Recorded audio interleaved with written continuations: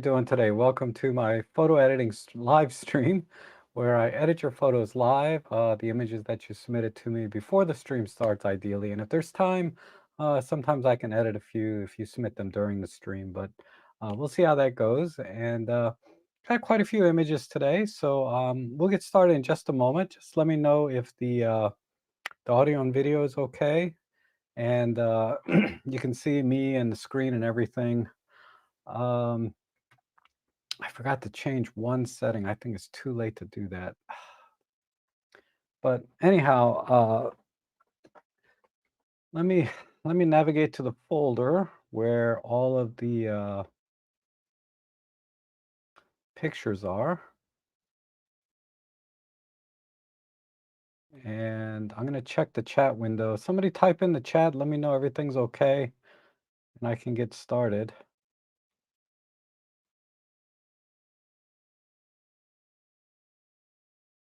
And I'm looking forward actually in this window here. That's what I need to fix. One of the things I should have fixed before I started, but let's see if I can do that now.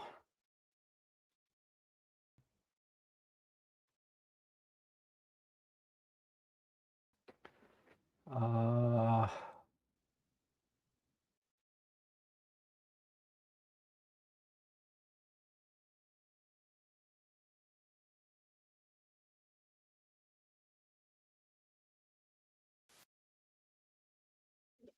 I do see a lot of chats in YouTube itself. Let me let me make sure I got the link copied.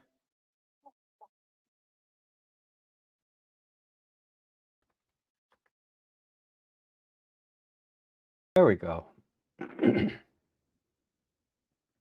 Okay, thank you, Paul. Thank you, David. Garrett, good to see you. All right, and Osman, good to see you. So let me find, why aren't the images showing? Let me just reset everything. And we'll be ready here in a jiffy. Okay.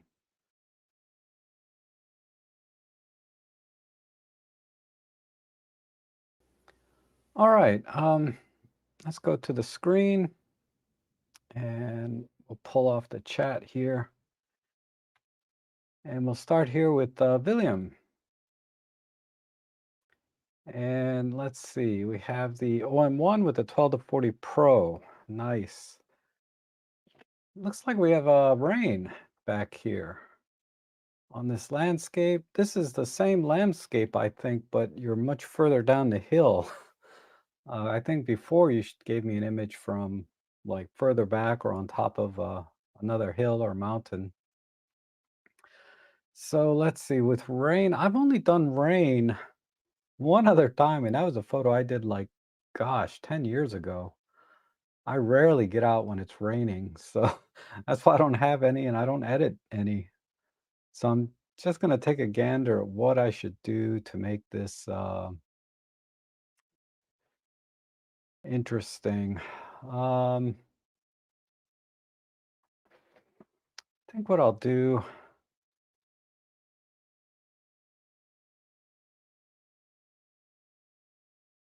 because normally I like to make the sky a little more dramatic. I think I'll try and do that. I'll make the rain a little more dramatic. I do see some nice tones and shadows in here. The water is already really nice and dark and crisp. In the foreground, we have quite a few distracting elements, so I might crop out most of this. So let me apply basic preset for optical corrections and denoising. And I'm going to try maybe a 16 by 9. Let's see if I can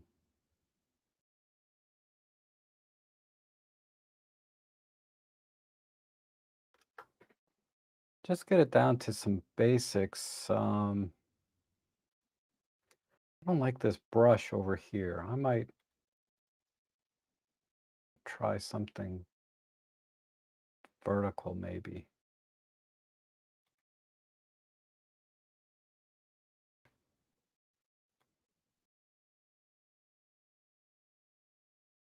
Something like that, and then I can brush out.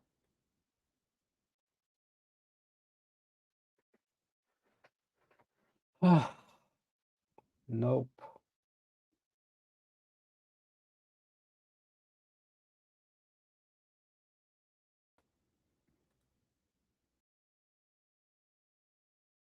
Let's go back to the 16 by 9.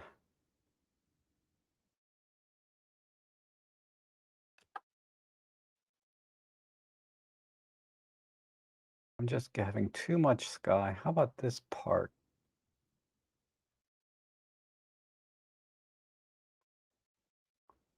Okay, I like that. It was just that brush on the left side that was bothering me the most. I'm not crazy about this bright white sign here either, but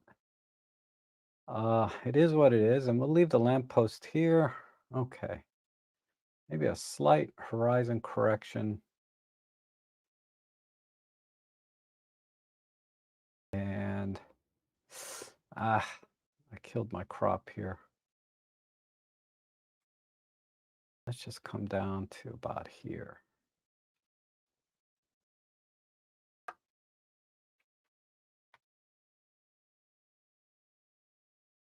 Need to come in a tiny bit. All right, close enough. All right, let's do some local adjustments because this is already pretty well exposed. I think I'll come down this far. Let's tighten up the luma mask.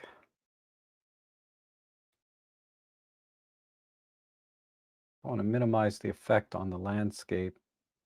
Okay.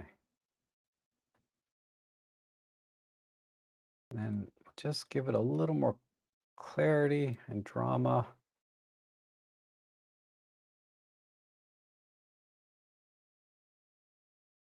Like that. And then even more contrast.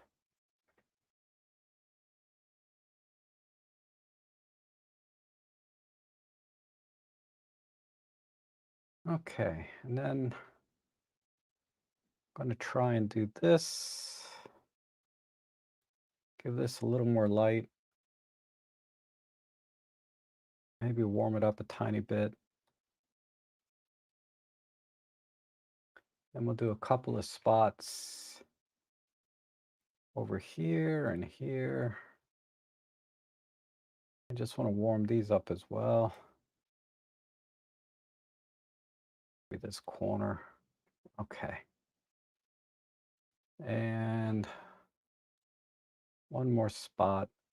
Just give it a little more brightness here.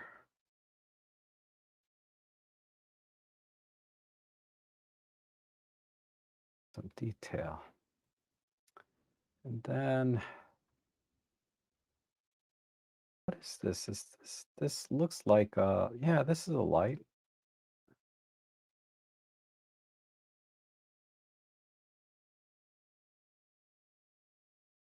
See if we can just exaggerate some of the lighting here.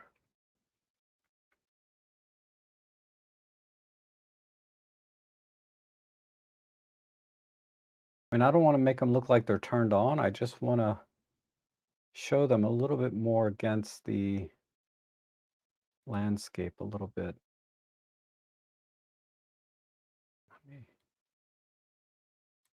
Let me move this over and tighten it up a bit.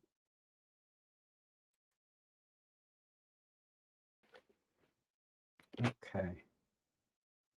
Maybe a little bit. Ooh, wrong one. It's this one. Put a little bit more in here. Okay. Gosh, the horizon's still a bit crooked. So I'm going to zoom in and just straighten this up a little more. I'm just using the lines on the buildings back here. That looks right. Okay. Just 1 degree off here.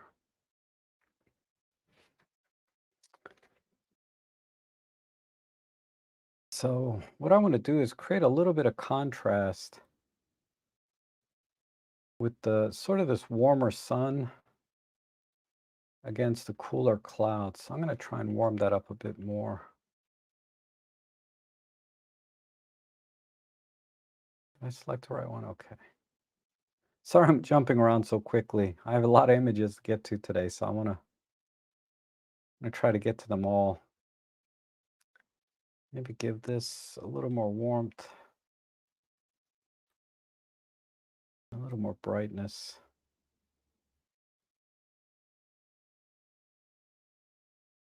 Okay, and then last but not least, I'm gonna push a little bit of the highlights in the clouds. Let's see if I can tighten up the Luma mask a bit.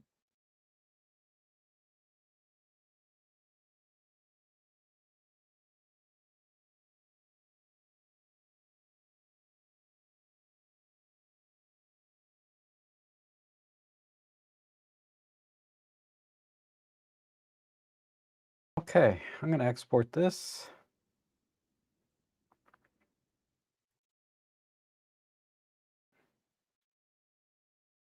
Because there's a little bit of noise in this with the editing, because I brought up a lot of shadows. So I also pulled in some noise. So I'm going to just export this to get a clean image. Okay, it's done. And I'll reset this. And let's see, F9, do a side by side and compare it against the exported image. All right, so yeah, with wide angle shots, a lot of times you get too much in the top, too much in the bottom. So I just wanted to, if there were some sheep or something in here, definitely I would keep this, but it was really, there's just too much foreground. And then up here, there's not much going on up here. So I just cropped in right where all the action is, best I can. And I think that came out pretty good. And if we just look at the, let me just draw a line.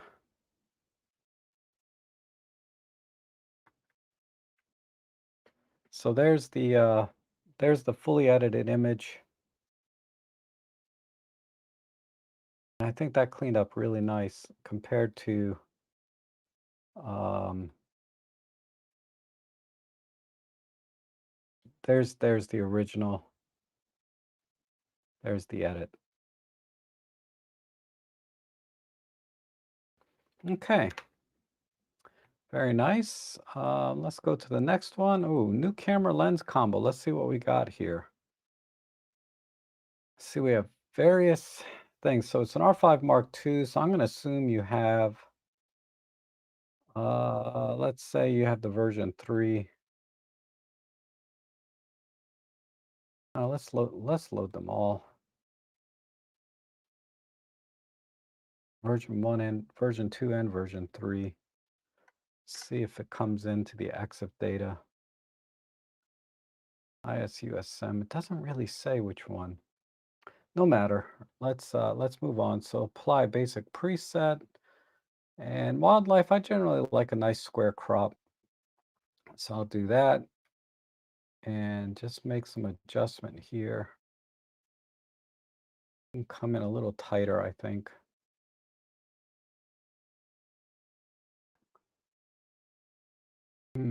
Actually, a little bit wider crop would be okay. Let's go back to a 4:3 and just expand that out a bit.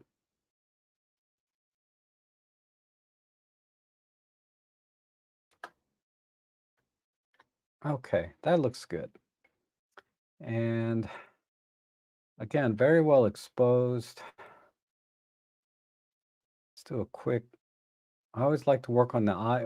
With birds, I like the eyes, beak, and talons because those are generally the shiny, brightest parts on the bird. So that's where I usually start. So let's bring that up. A little contrast.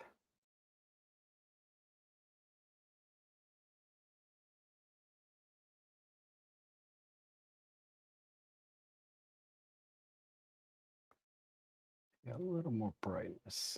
Okay.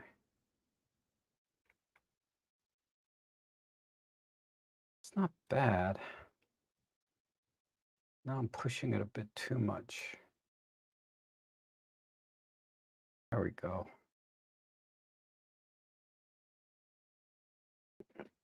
Okay. See how that works on the beak. Not so much. So we have to do a separate one for the beak. And this one, I'll just do this and some contrast.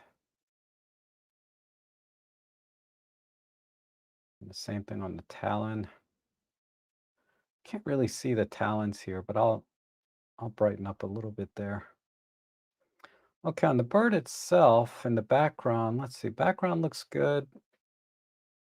The bird, I'd say, let me do a slight tilt here.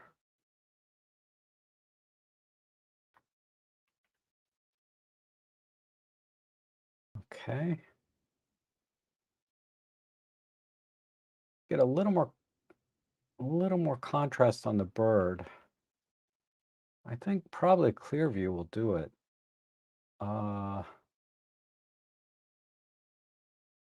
me use a brush.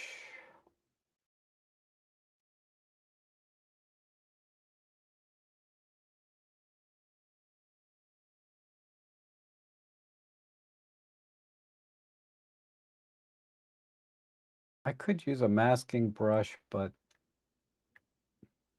I don't want to get any weird halos, so I'm just going to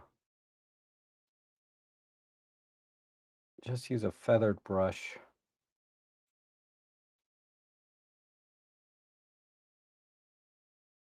All right, let's just try some contrast first.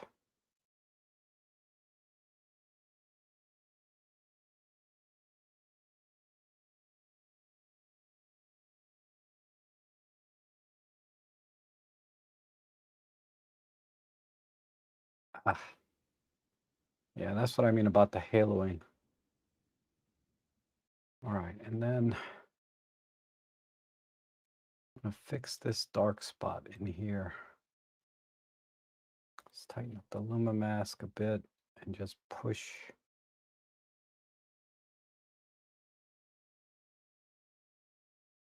that in.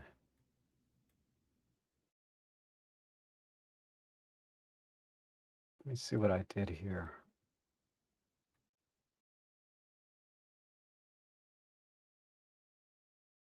Okay, maybe a bit too much. Let's go back here. Okay, compare. Back this off. I don't want it to look too crispy. Okay, a little bit more than that.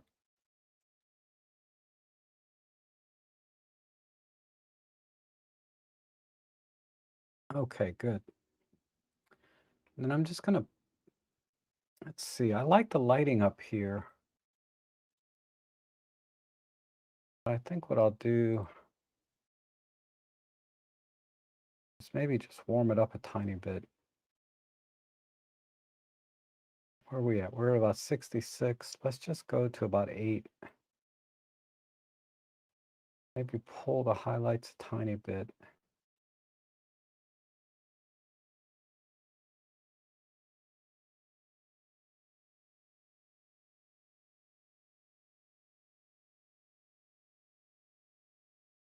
Okay. All right, now, last but not least, I'm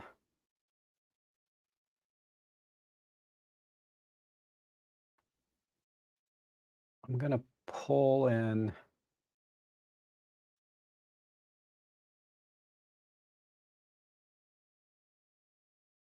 the blacks in here on this side a little bit.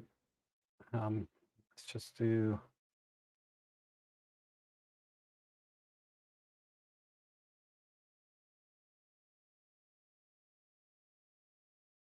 that.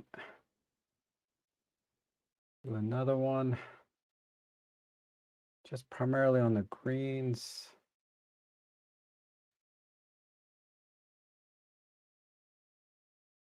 Okay.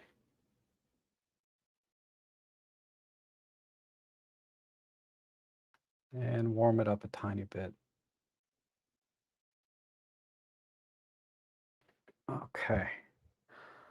All right, I think I'll call it there. I kind of like the little splotches of light. Let me just add a little bit of accent in here.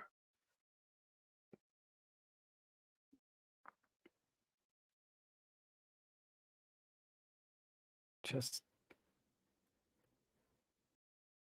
a little bit of spot in there.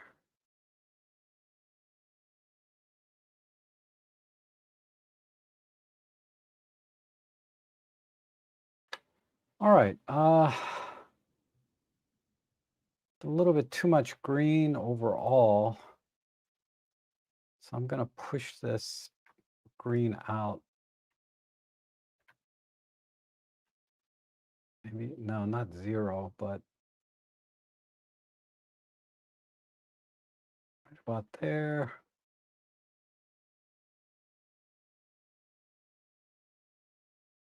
Cool that off. I'm just eyeballing it here. All right. Let's export this. Because again, this is at ISO 3200, so there's just a tiny bit of noise in this. So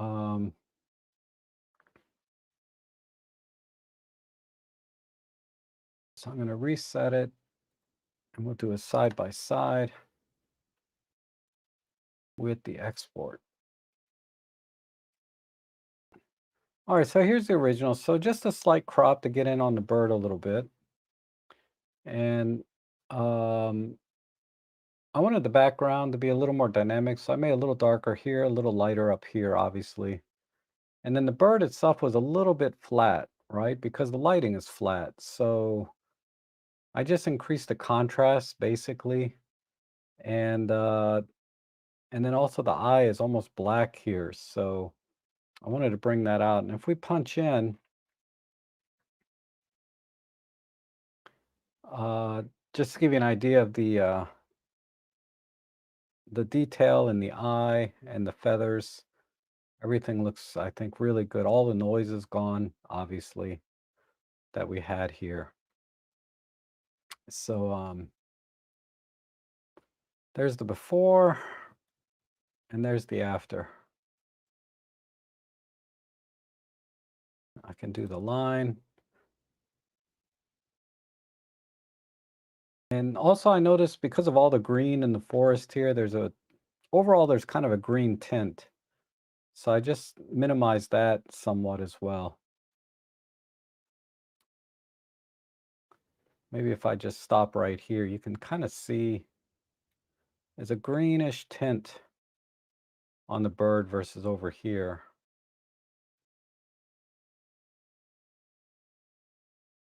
I think that looks really good. Okay. Very nice.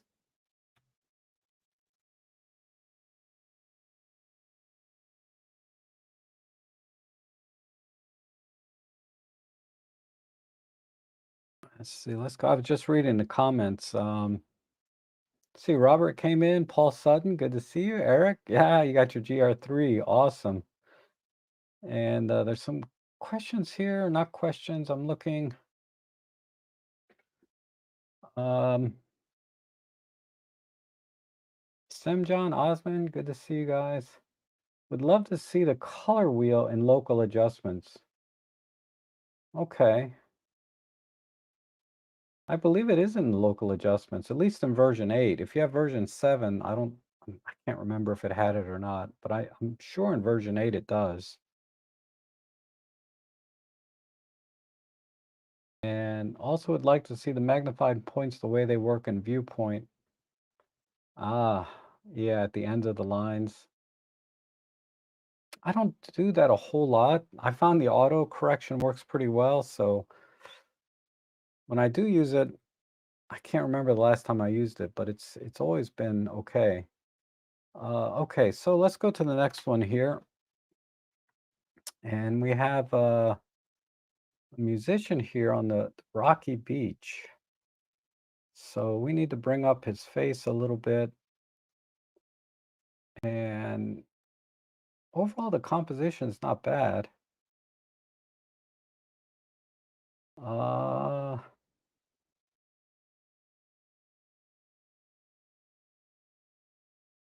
what did you do this? 56 millimeters on an R7. That's a crop. So this is like 110 millimeter.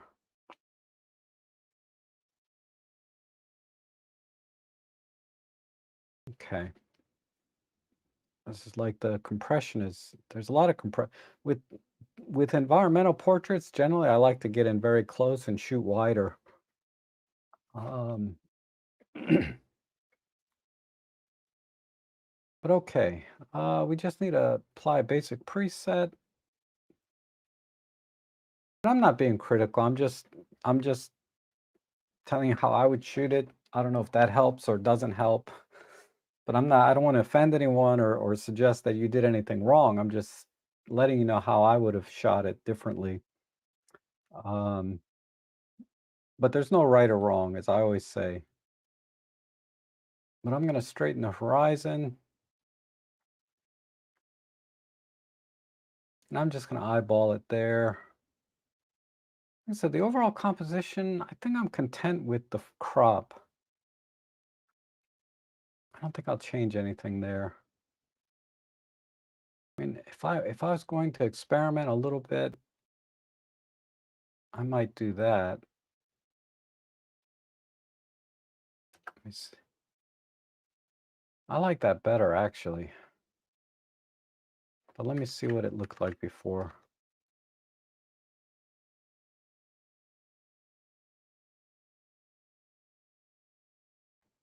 Yeah, I think I like a vertical on this a little better.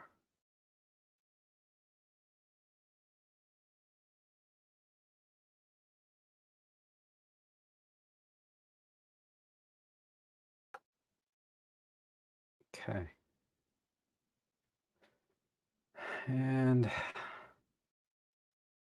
normally I go for the sky first, but since this is more of a portrait, I'm gonna see if I can raise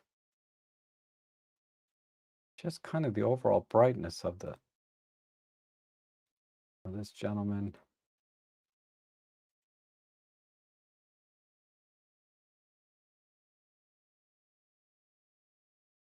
Okay. A little bit on his hand. Maybe his hat. And then let's work on the eyes.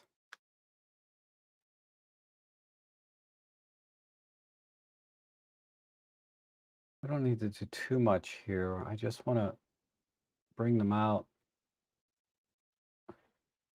so that you can see his face a little more.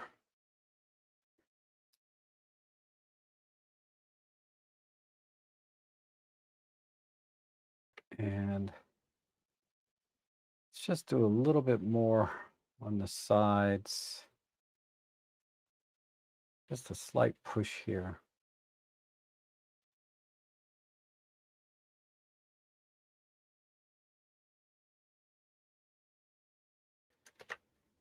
Okay. All right. Now the background is very, very blue compared to the foreground here. So I'm not sure what's happening there, but it just looks a little off to me. So I'm going to work on that.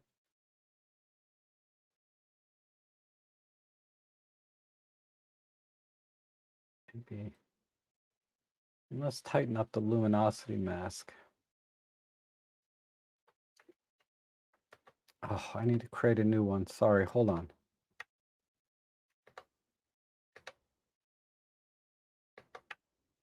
Crap.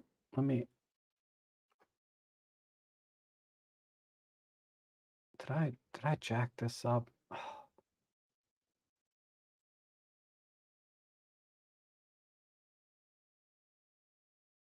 let's move this up here. Tighten the chroma a bit. Maybe tighten the luma as well. So I don't want to affect the foreground at all. I'm going to try and warm this up.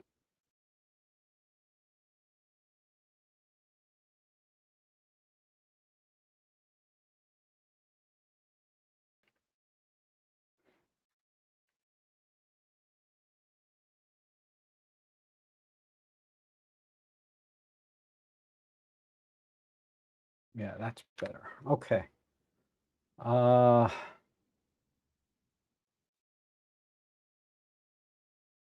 Then let's just add a little bit more light in a few spots on the rocks.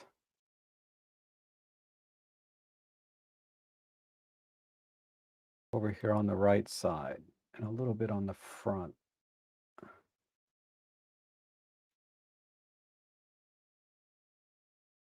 How about this part? Yeah, just a little bit there. Okay, and then pull in. And then finally, let's go with, oops, I need to make a new one again.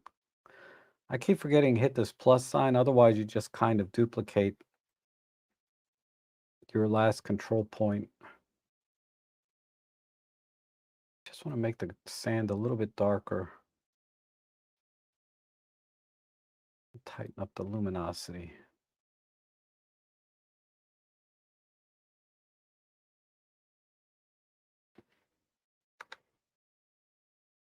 Okay, I think I'm done. So this one is pretty clean, so I don't need to do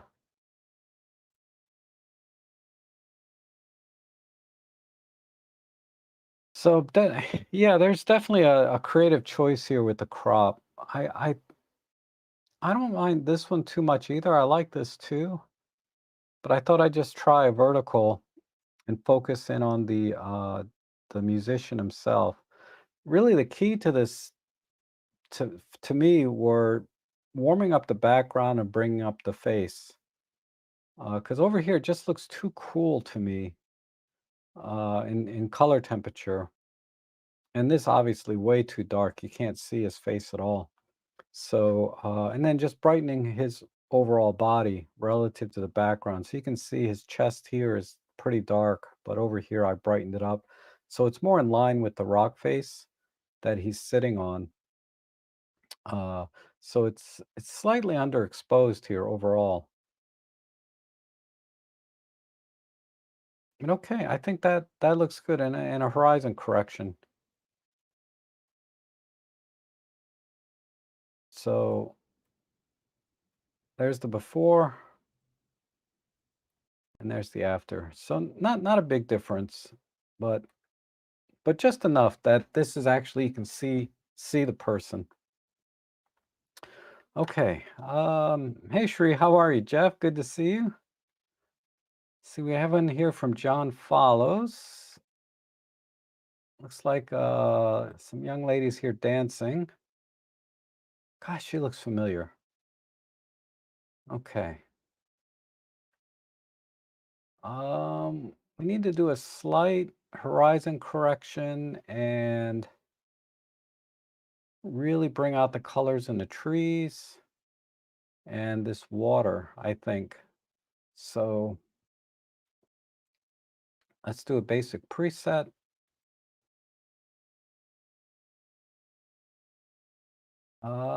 Wait,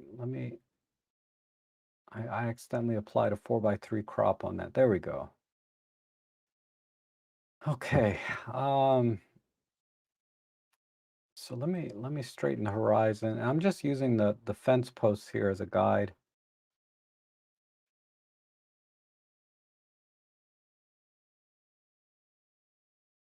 And let me do a perspective correction.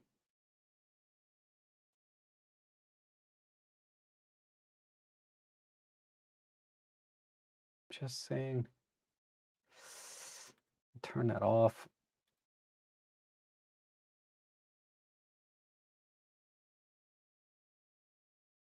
Yeah, I think that works. We'll just use the auto perspective correction.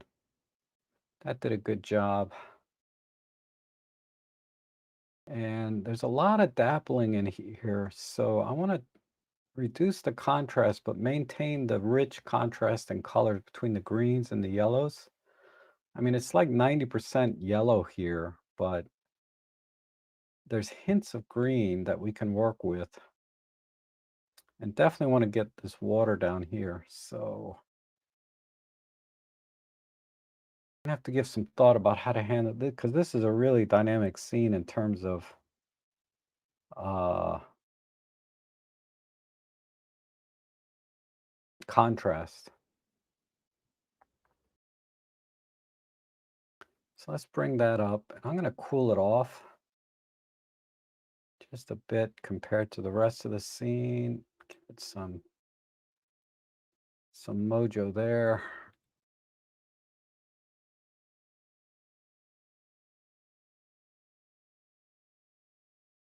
Okay. I don't know if that's, it's not quite doing it for me, but maybe a push there. That's better. Just a real hard push on the highlights. Give it some contrast.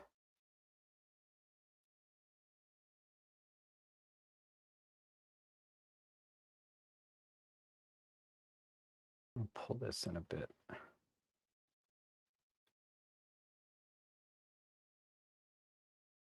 Anything over there? Yeah, some more water on this side. Or those, no, those are rocks. They're wet rocks, so I need to do those separately. Okay, I'll do those separately. Let me see if I can. Let's create a new control point on this wood deck.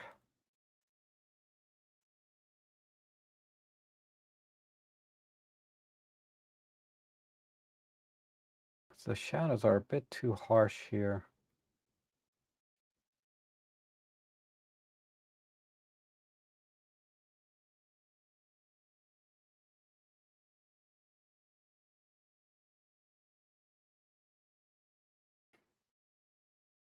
Just trying to get rid of some of this harshness. I have to do it locally. If I try and globally reduce contrast, it's gonna flatten the image out too much. So I want to still want to keep strong highlights and shadows, but I want to minimize the contrast locally. All right, now the background is going to be tricky too. Man, this is a hard one. John always sends me the hardest ones. Okay, so this one I want to keep kind of warm.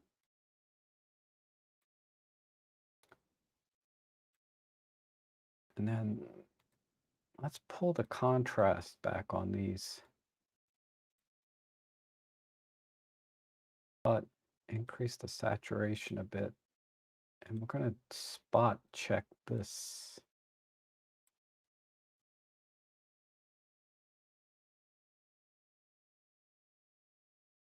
Let me tighten the chroma mask just a hair. Yeah, just 5 points.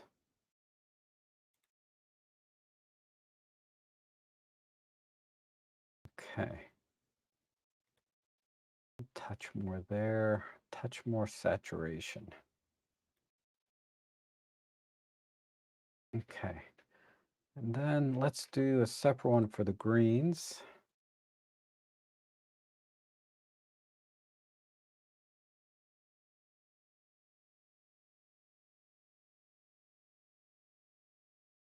I want the greens to be more green. So let me go down here and just cool it off a tiny bit.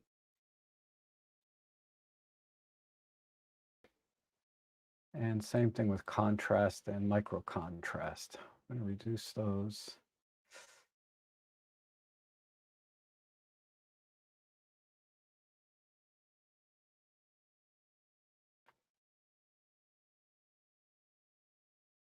Okay.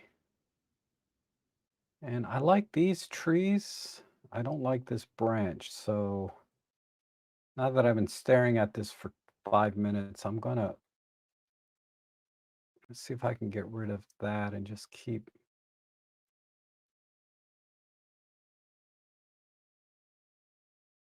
maybe do a little bit 4:3 crop.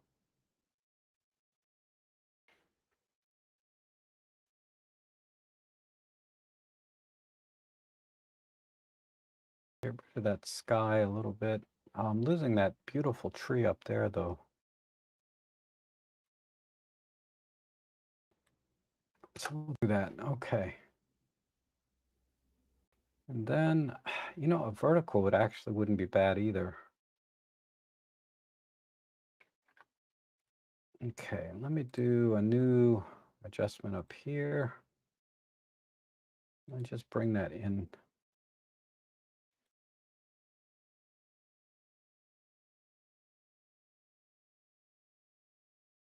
Make it bluer.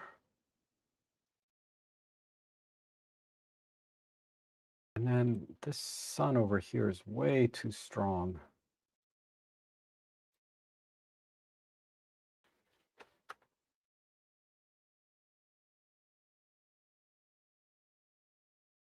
And too green. So we're going to get rid of some of the greenish. Just put some magenta back in on that side.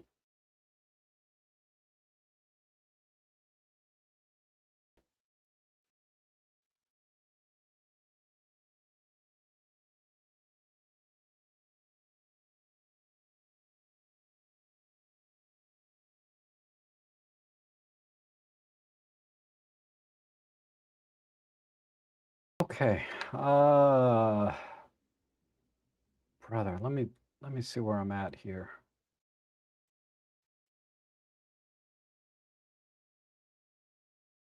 Okay, good, good, good. Good here. All right.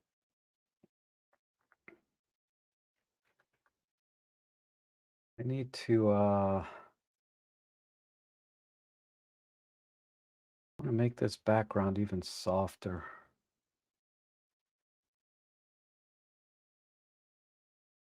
So let's pull up there. Just pull the contrast down.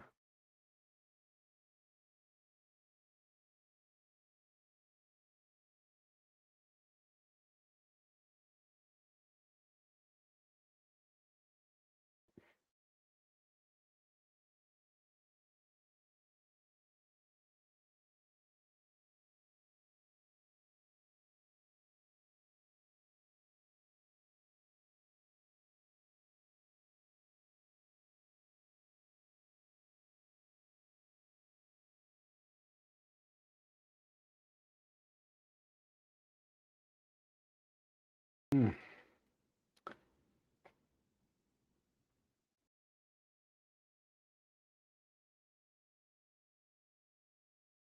So I have the dropper on these screens, right?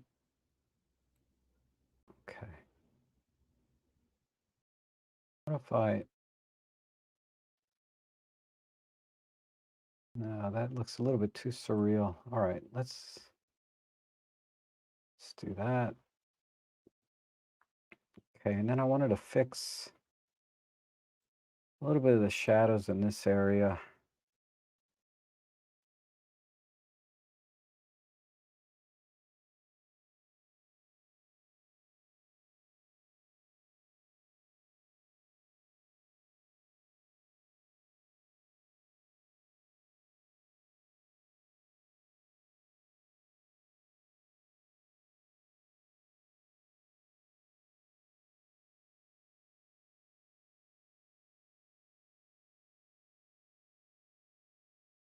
Just like pull colors off. Need to cool it off a tiny bit.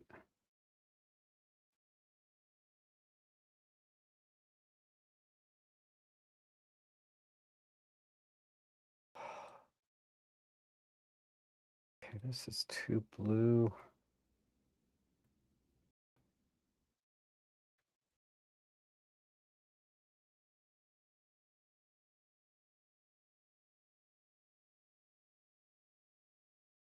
All right, we're almost done. I think. Gosh, there's a ton of minor edits here.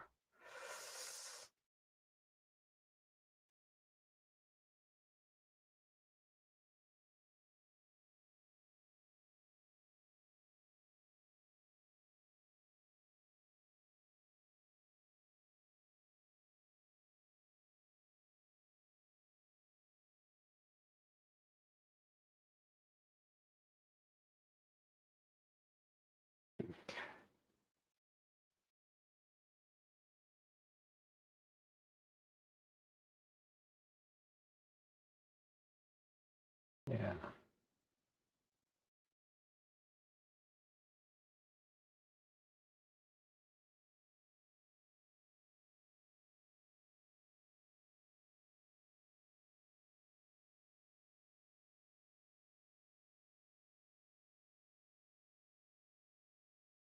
All right, now let's work on these people real quick. So we want to brighten up the chest areas and the face.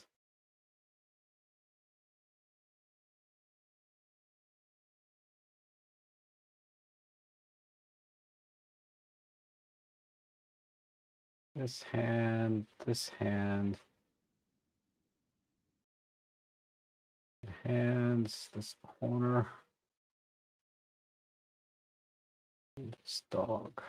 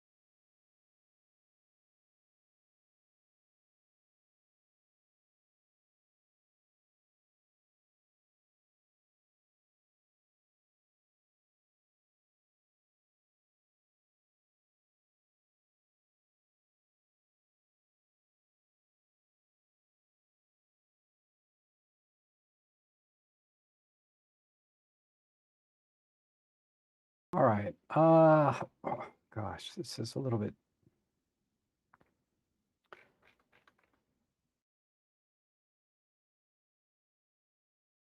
Let me pull.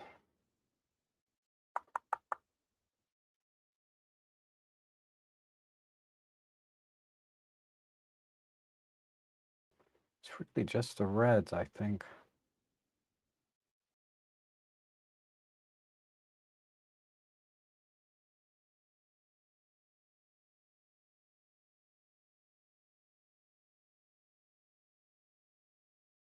All right, there we go.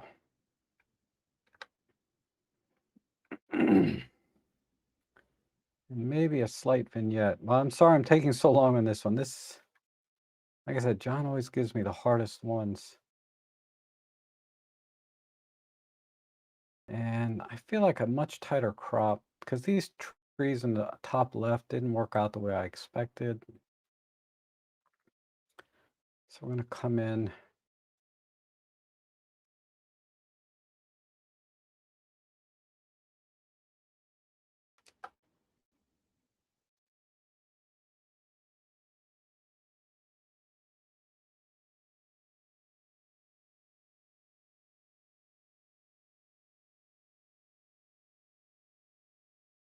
Okay, I think I'll stop here. Hi, Jen. Getting click sounds? No, I can't do that, unfortunately. let's do let's export this. I know this doesn't have a lot of noise in it, but I wanna get a nice clean comparison. Um, give that a second.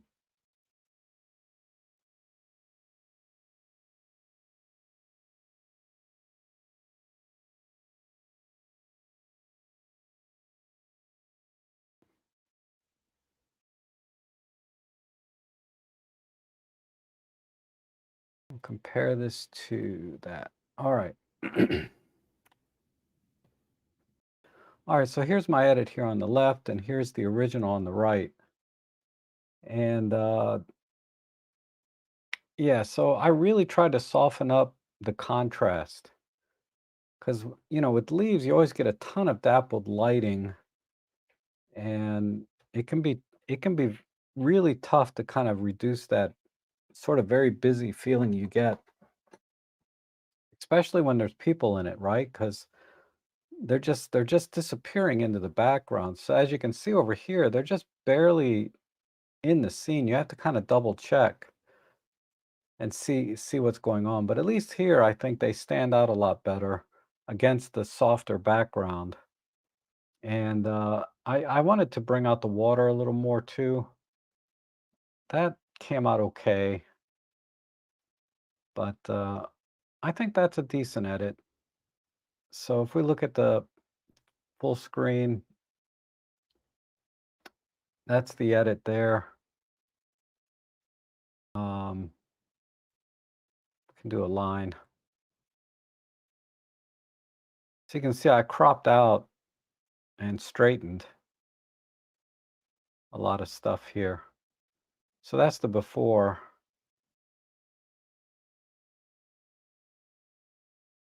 Yeah, I like how the trees came out. I maintained the yellows and greens. This came out pretty okay. I might soften this a little bit over here a little more, but overall I think that came out pretty good. So if I do a side by side again. Okay. Um and then William said it's a snow cloud, not a rain cloud. Okay. That makes sense. It didn't quite look like rain, but I didn't even think of snow because it doesn't look that cold over there. I didn't see like any snow on the mountain caps. Maybe I wasn't paying attention as always. All right, John, thanks for sending that in. That was tough, man. You always send me the hard ones. Okay, this one's from Sam Ann or On, Sam On. I wonder if this is in Korea. Interesting. Um,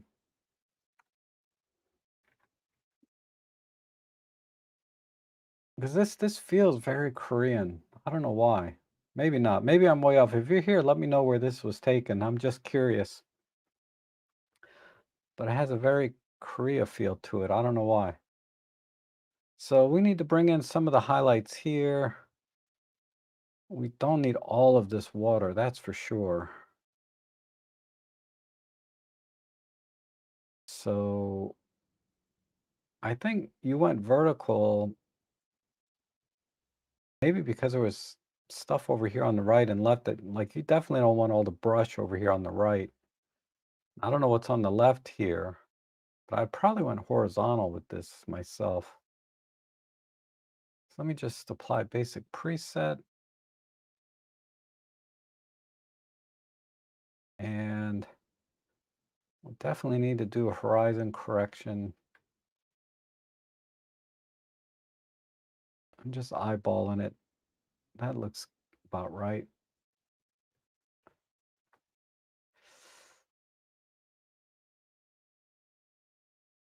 Okay. And then for the crop, I'll stay vertical. I don't think we need everything around here. And we'll keep this centered.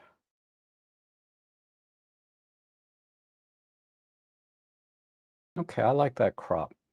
And then from here, let's fix the cloud. I just want to see if I can pull the highlights in a bit.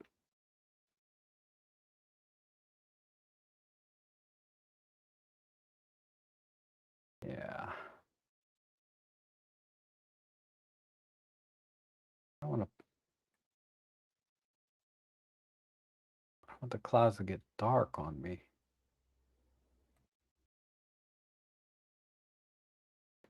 I guess that's okay. I'll go back and fix that. Let me add some minor detail there. I don't want that. Okay. And then we'll spot some of the light over here.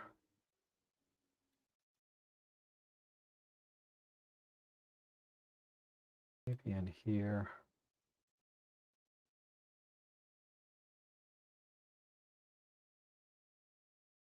That's good. I'll push that just a bit more. Give it a little bit of warmth. Maybe a little more contrast. How about if I pull the blacks in? Yeah.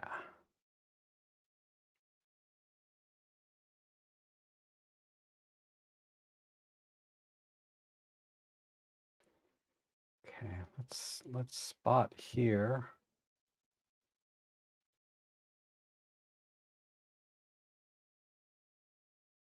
And just pull that in. I think it's kind of clipped a little bit, but that's all right. Not too badly.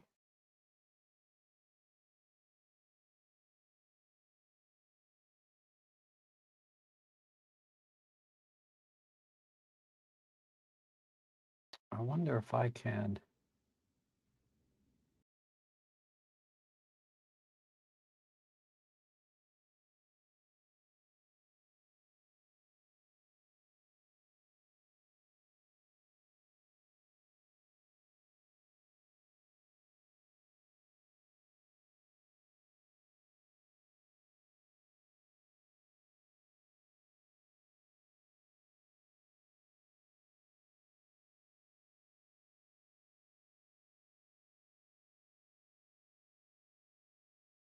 Nah, that looks like crap. All right. We'll leave it there. Let me work on the glass a little bit.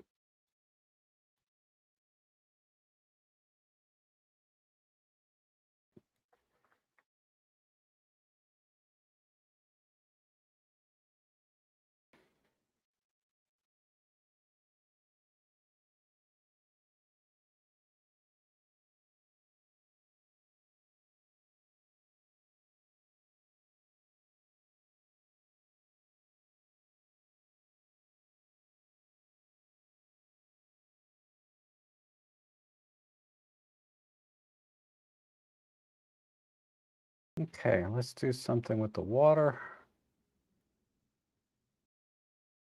Maybe a little bit tighter and move up.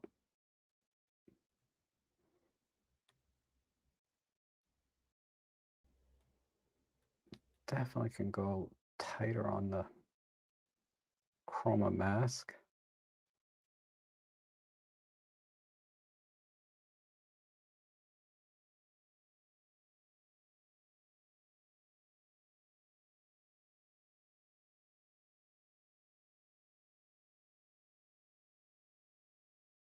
Not too much here.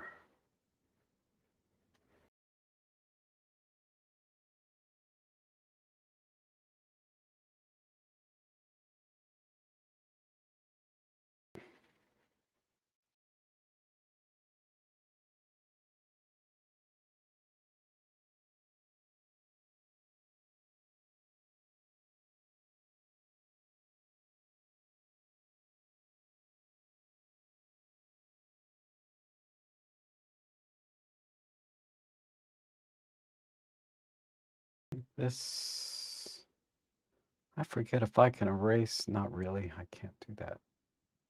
So let me just fix right in here a little bit.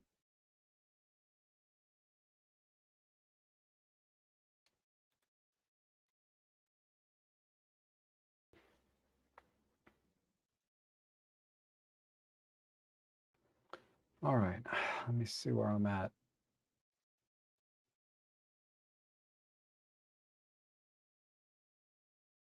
Okay, one more thing and then I'm done.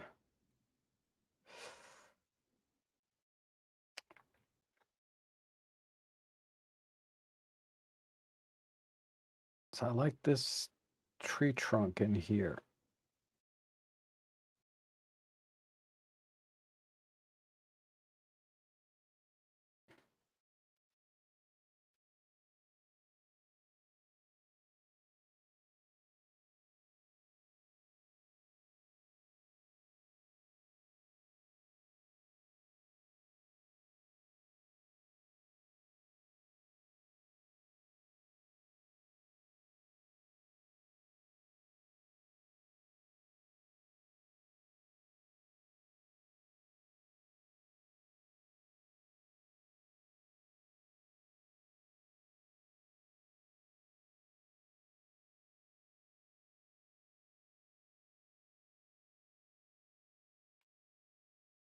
Okay, one more check.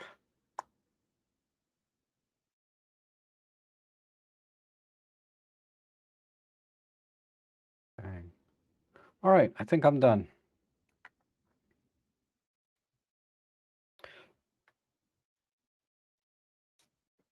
So yeah, I just cropped in. I didn't like these loose ends down here, like this tiny bit of gravel and this brush.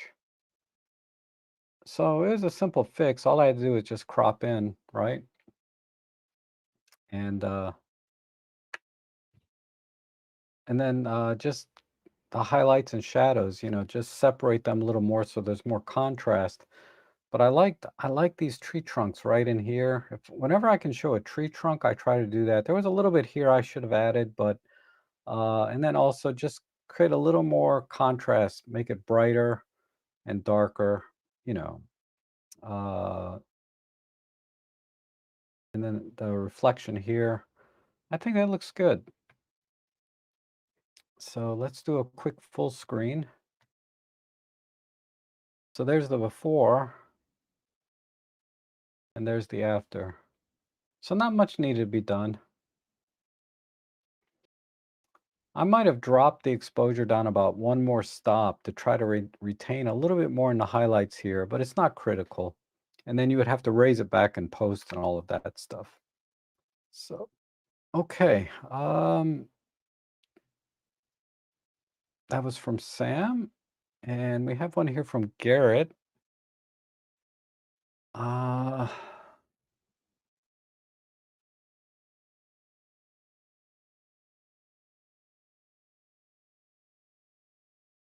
let's see. Oh, thank you, Jeff. I just kind of eyeball the chat every now and then while I'm editing.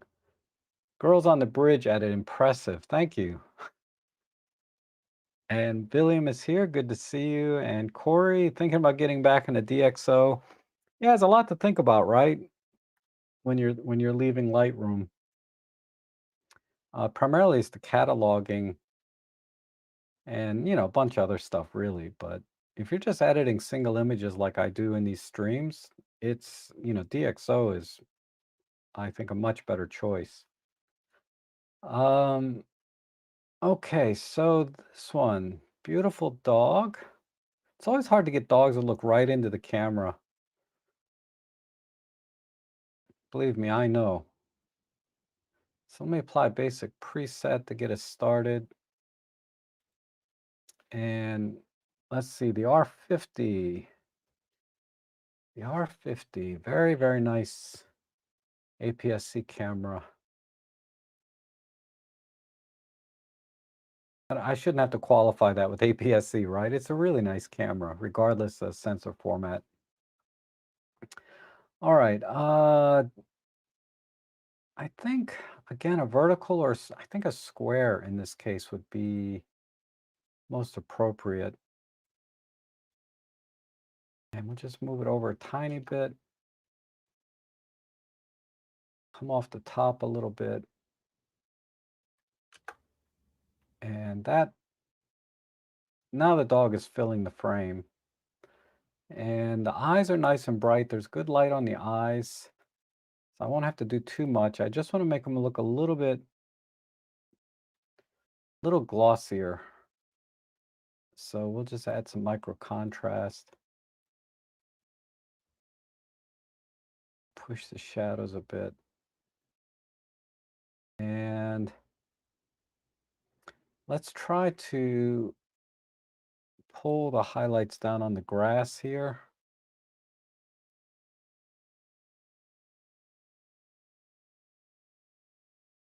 Actually, let's just pull this whole area down. Desaturate it a tiny bit.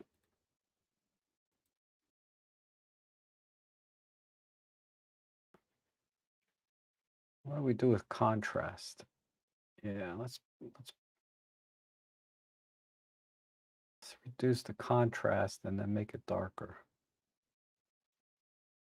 Maybe not quite that dark.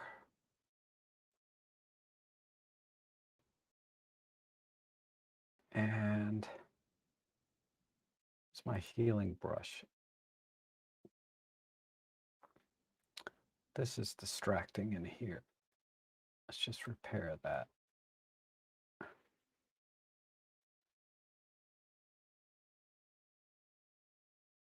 And that.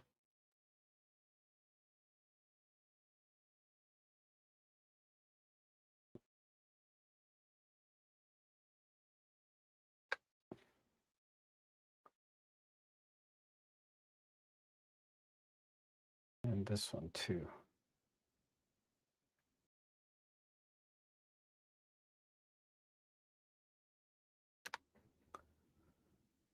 Okay, then a slight push in the shadows, and we're done.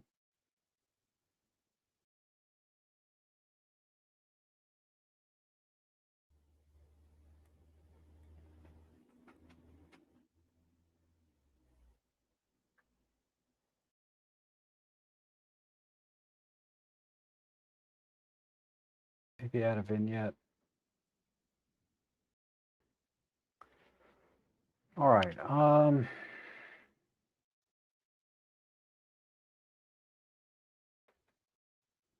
think overall,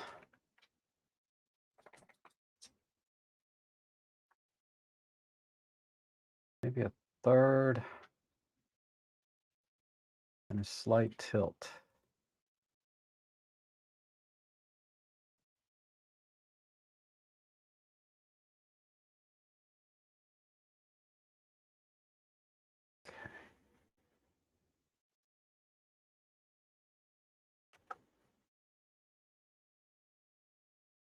Okay,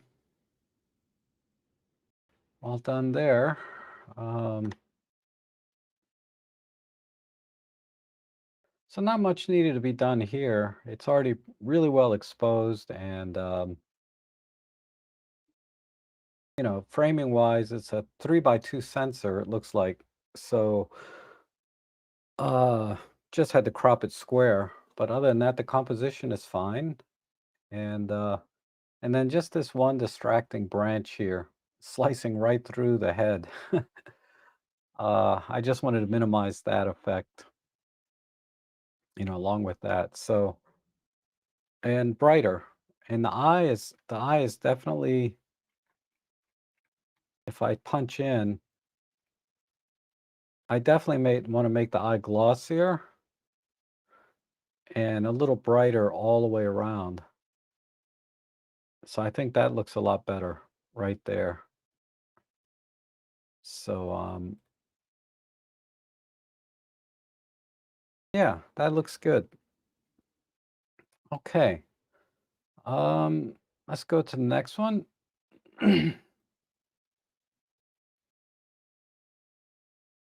What is this? Unknown error.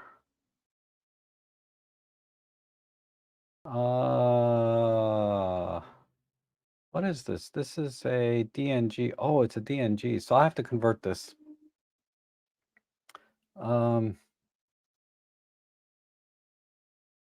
Give me a second. I'll convert this real quick. Let's see.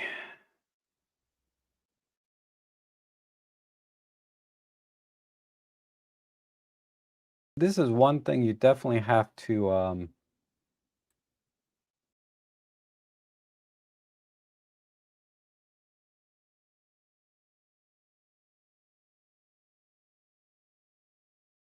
with DxO, you definitely have to check compatibility.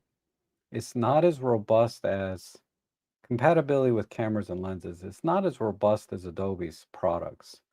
I mean, it's probably 95 to 99% of what Adobe can do, and relative to all the cameras that most people are going to use is probably closer to 99%. But Adobe's definitely got a much more robust uh, compatibility list. And this is another example. So I'm just gonna bring it into Photoshop and convert it to a TIFF.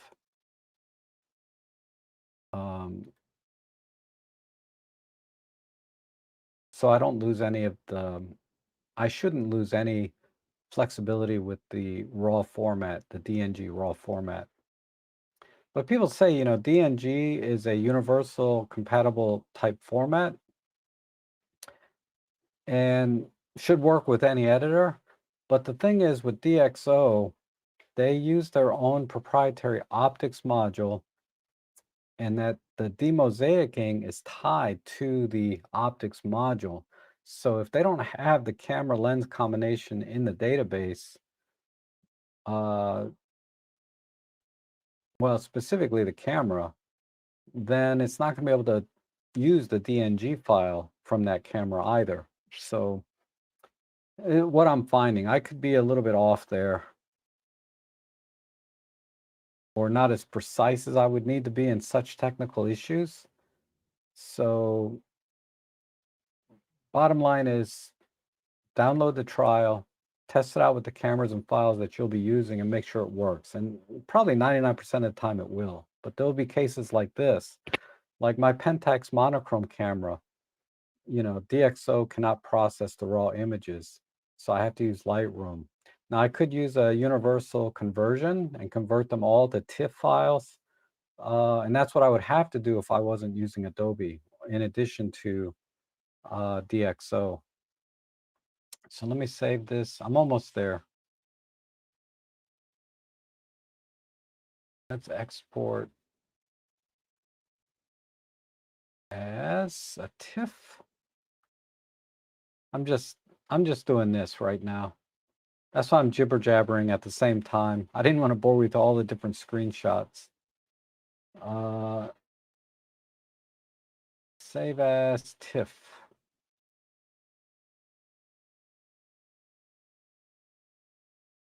IBM PC.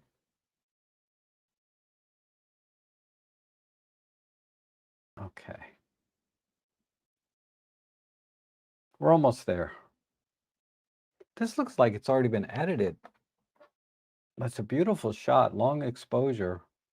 Let's see how many seconds. It looks like it's about a 2 to 4 second exposure. And it's already got kind of a surreal HDR look to it. I'm looking at this. Okay, it's saved. So let's go back to DxO. All right, where's my mouse? Come on, mouse. Come on. Oh, there we go.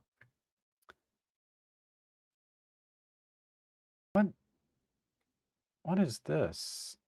Let me close that. All right. Okay, so I converted to TIFF. So we have an EM1 Mark II, 12 to 40, and it's a high-res shot mode. So it wasn't necessarily a long exposure. High-res shot sort of gives that same effect. So if you multiply this by 16 shots, I forget, yeah, the EM1 Mark III, I think, takes 16 high-res shots in the 80 megapixel mode. So you have basically roughly a 1.5 second exposure with high-res shot mode. So that's why this is so rich. Um,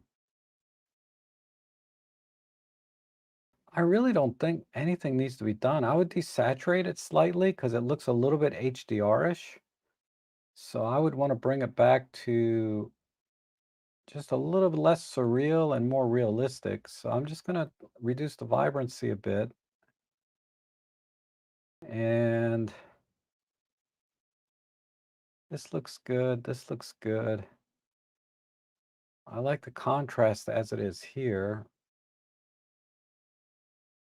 It's a little bit of a stitching error up here by the EM1. The trees look good. I would bring in maybe a tiny bit more light here. I almost don't need to edit this. This is pretty much perfect straight out of camera, but I can just sort of add a little bit of touch of light here and there, just in the highlights. And then let's pull the water up a little bit the same. Actually, instead of highlights, maybe just contrast, micro contrast. And a slight push right there. We can do the same thing in the water down here. Maybe a pull on the blacks.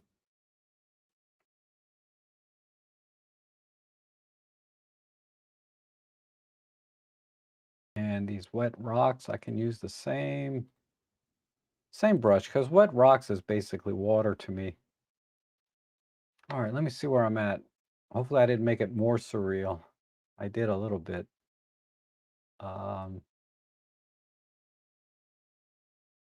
So let me pull out a little bit of the greens.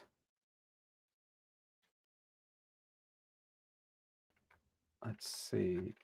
If I can't do it with white balance, so let me do it with the color wheel.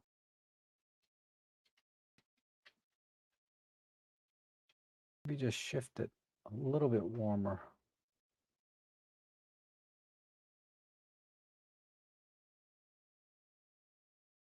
Just a hair. And the yellows.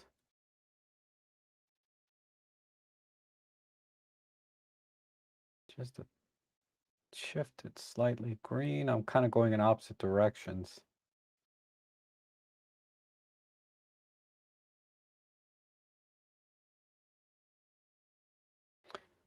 I think that's all I need to do. And then globally, I can bring this back. All right, let's do a side by side. I didn't have to do much.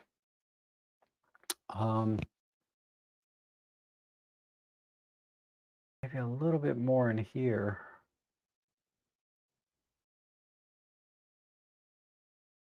So let's make a new control point to push shadows.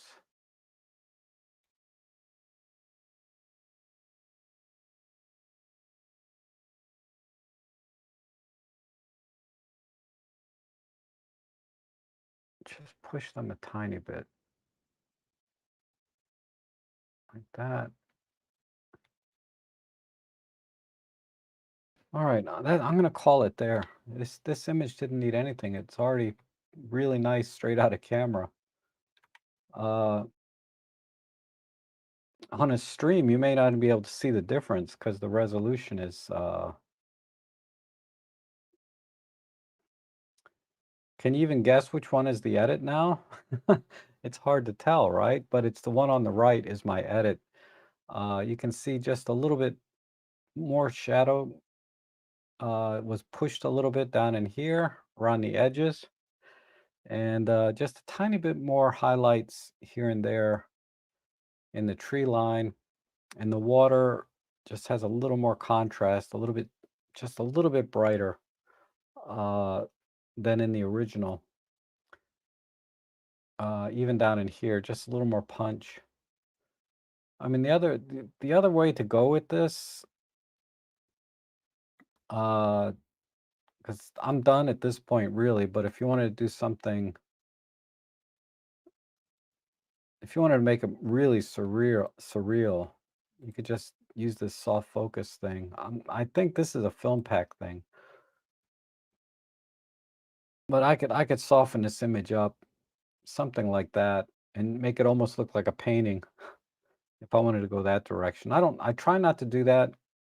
I prefer to get as realistic as possible. In fact, this could probably use a little less contrast. Yeah, something like, yeah, that looks good.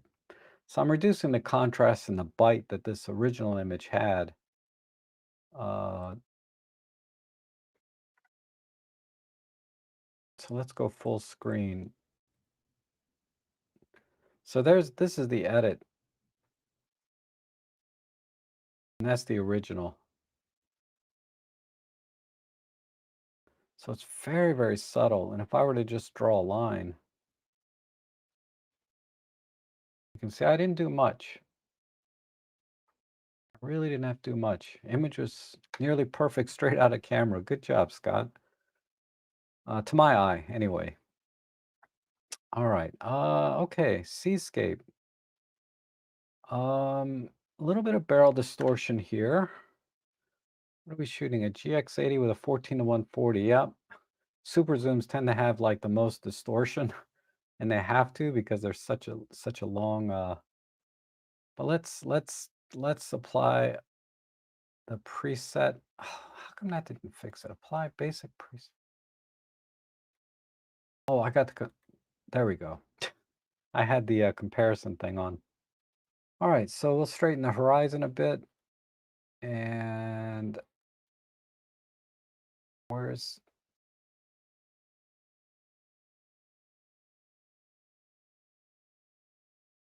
I'll just eyeball it.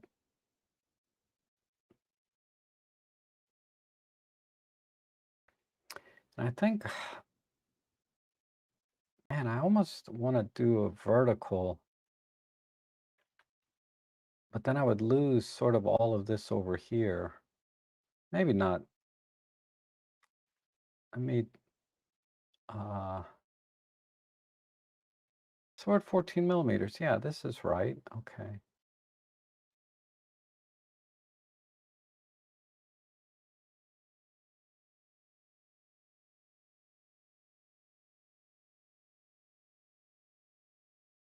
Let me see.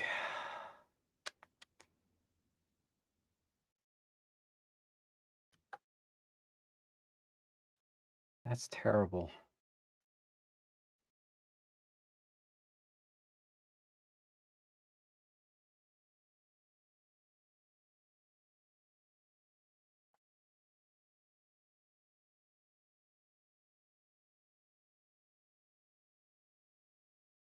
Still out of balance.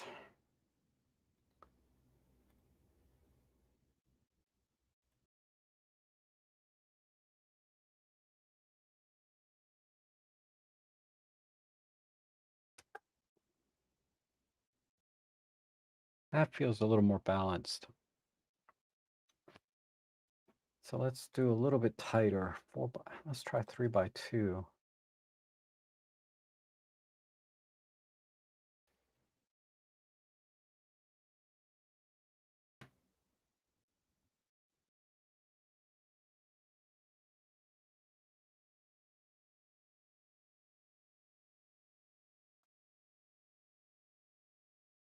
Okay, I'm going to go with that. And this image doesn't need much from here, maybe just a little bit more. Just a little bit more in the sky.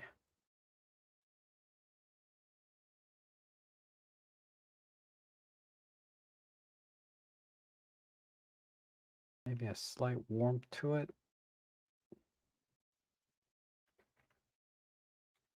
A couple of touches on the highlights here. Again, some contrast.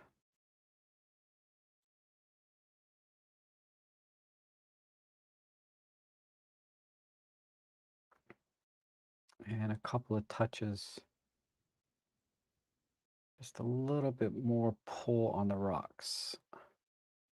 Pretty straightforward there.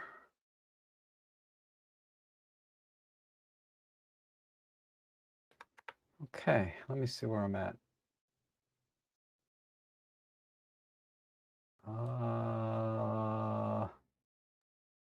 This green.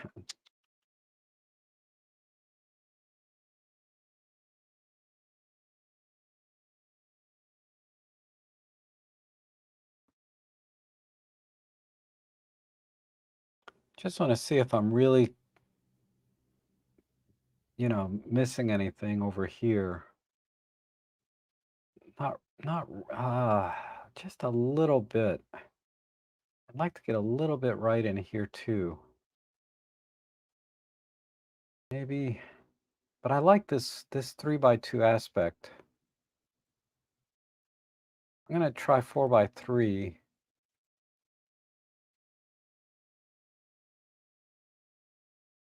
And come in a bit.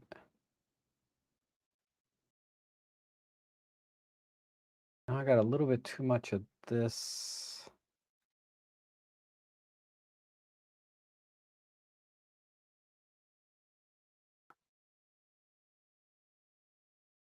I don't know.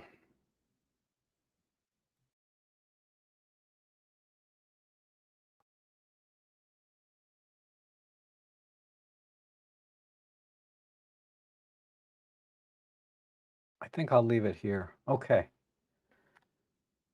All right. So let's do a side by side. So here's the original. And obviously there's, barrel distortion, which gets corrected with the optics module. I kind of miss not having this rock fully in the frame, but that's okay. I think overall this balances pretty well.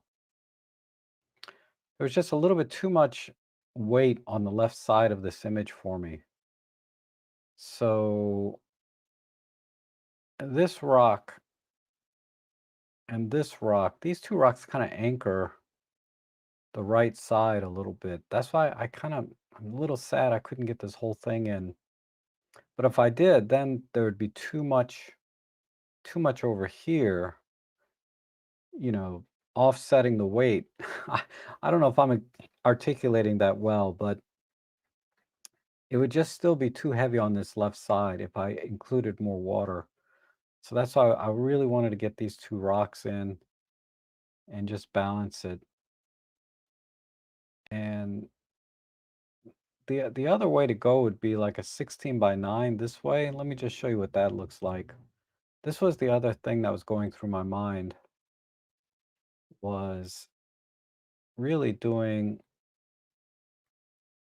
16:9 this way and getting rid of this brush down here altogether.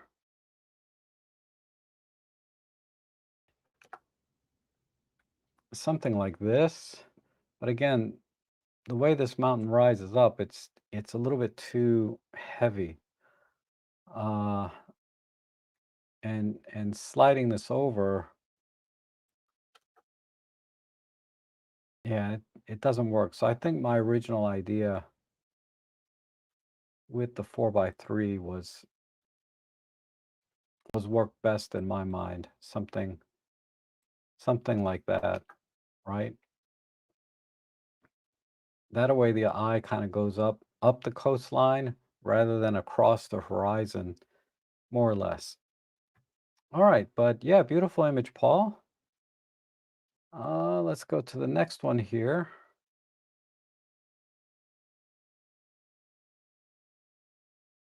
And then Jan is asking, is there a good forum test of DxO somewhere on the net? Not that I know of, honestly, Jan.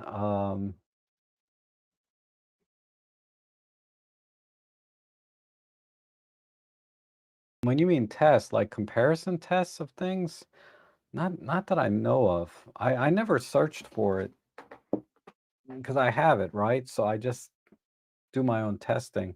if you want to test against Lightroom or Olympus's own, um, let me just address this question from Jan. I can tell you it's still definitely better than Lightroom's denoising algorithm. Definitely better there. Uh, Against the latest Topaz and Photo AI and some of the others, I haven't done those tests in a while. A couple of years ago when I did do that testing, DxO was still the best. At this point in the game, I would still argue DxO will do the best job, although I don't have any data points to back that up because I don't have Photo AI. I don't have the latest Topaz. I'd have to download the trials and do those comparisons. But at this point, I can't see how denoising can get any better than DxO. And so that's why I'm kind of sticking with it. Um, Although I could get Topaz and these other guys to send me copies that I can do comparisons with, they got a little, they didn't get, I wouldn't say they got upset with me a couple of years ago, but they weren't thrilled that I showed DxO was the best. You know what I mean? Uh, so that's why I really haven't done it since then. If that's what you're asking about, it are there? I'm sure there are, but I don't know of any off the top of my head because I'm pretty much all in on DxO now. Okay. Uh, let's go back to the editing real quick. How are we doing on time? Okay, hour and a half. Not bad. And we only got a couple more images, I think. So, wow, this one is really blue. And we shot this on the OM1, looks like with an adapted lens of some kind, because there's no EXIF on the lens. And this is a JPEG. Oh, this is from Shri. How you doing, Shri? Are you going to go to the Ginkgo thing? I'm hosting that one, the photo club. I'll be the host this weekend. So hopefully I'll see you out there. And I'll try and think of some creative photo opportunities, whatever. Anyway, that's got nothing to do with editing. So let me, this is really, really strong, the JPEG.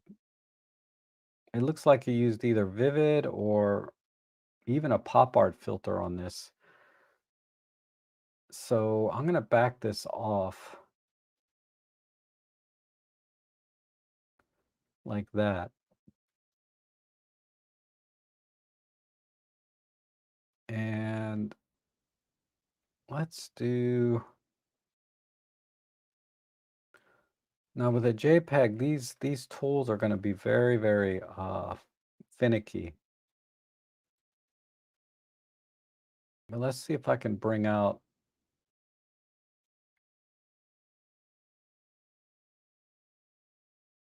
a little bit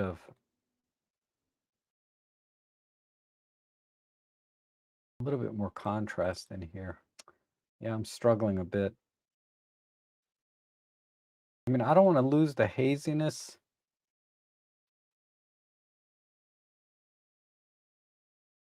Ooh, now we brought in, man, you need to clean your sensor, buddy. There's spots everywhere here. All right. What did you shoot? You probably shot, oh, F22. My God. No wonder you can see all the sensor spots. All right.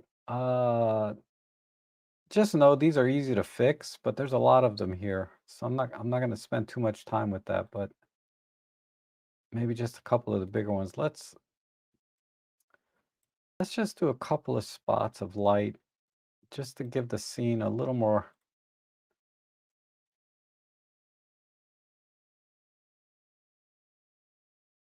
Just a little bit more contrast. We need to shift it. I think these are blues. I need to shift the blues a little bit. Either this way or this way.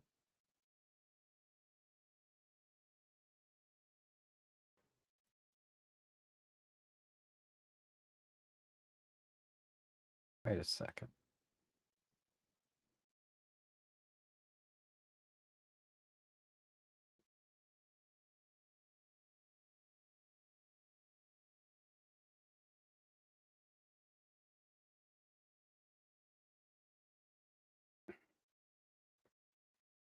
going to shift it a little bit. Okay.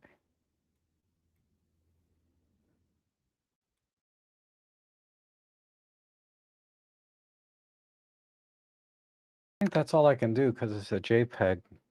Maybe pull the highlights in on the street here, or this dirt road, I should say.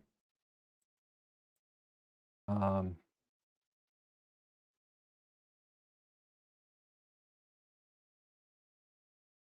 just pull this in like that. And then crop wise, definitely 16 by 9.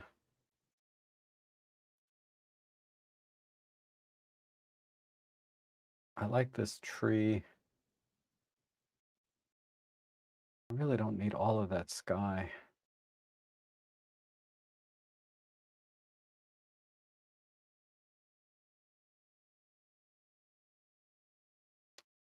Maybe it's 16 by 7. Yeah, that's better. Okay, and then obviously a couple of sensor spots, right? Uh,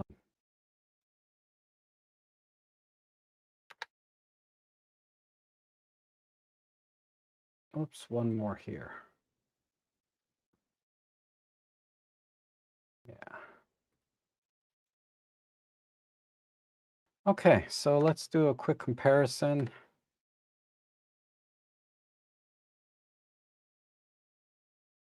All right, so there's the before. It looks like a JPEG with a pop art filter applied. And so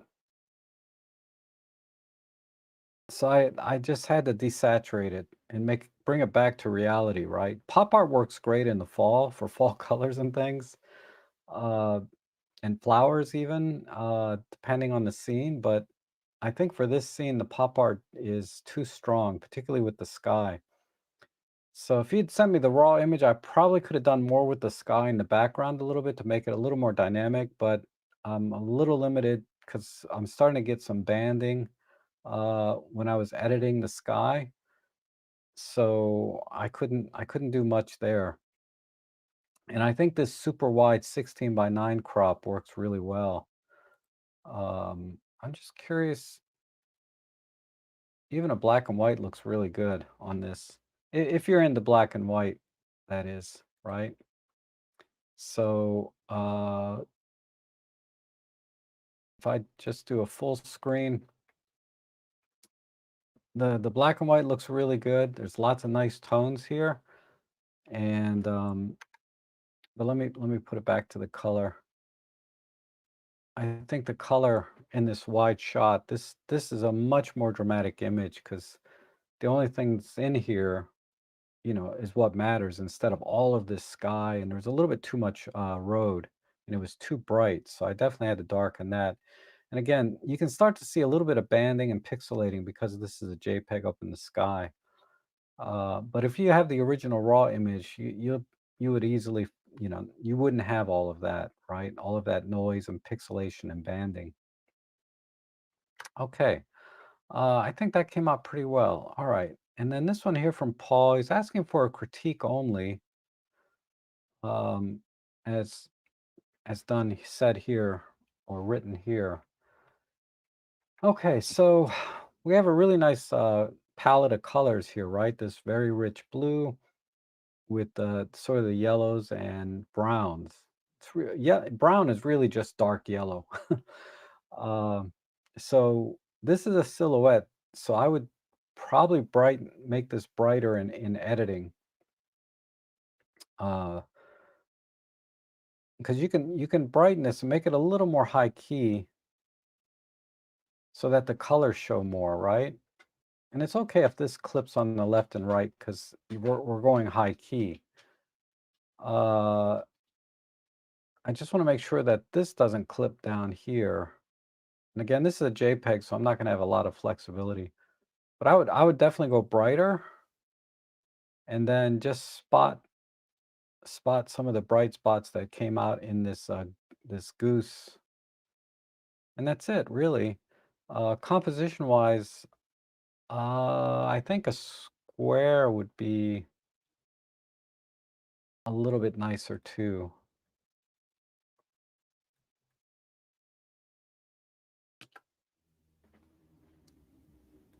and just a little bit off the top. You're right on the cusp there. So I think that that works for me a little better overall. Um, so we just do a side by side, just a square crop brighter, make this a little more high key on the sides, and you're good. But yeah, very nice, very nice. I think that's what I do.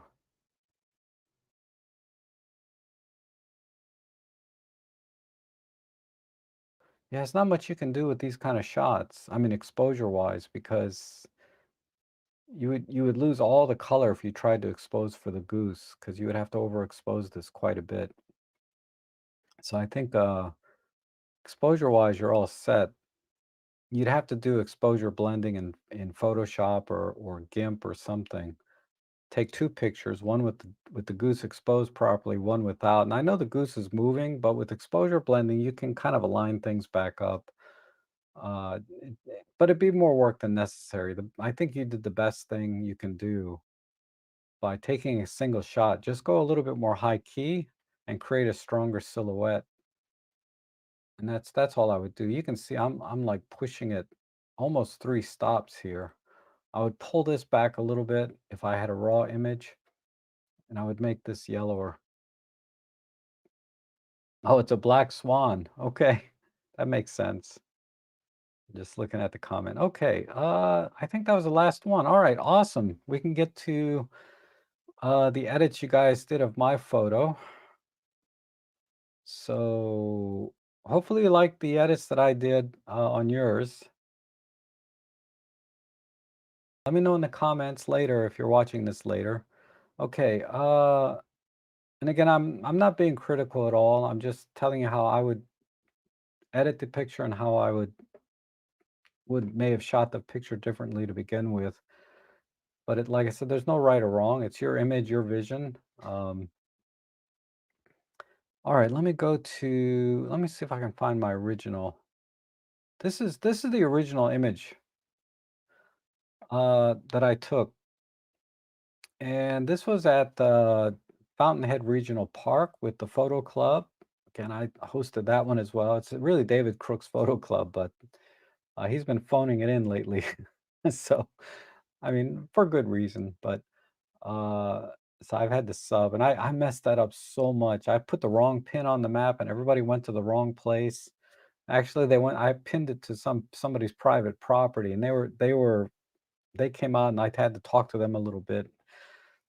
It's a whole lot of drama there. I got nothing done that day personally as a photographer, other than this really a couple of pictures like this. So what I liked about this picture was the ripples in the water. Sort of instead of just a straight up reflection, I really like it on this side. I should have waited another minute for the ripples to stretch out a little more. I really like how it rippled over here, rather than just having a mirror image, right?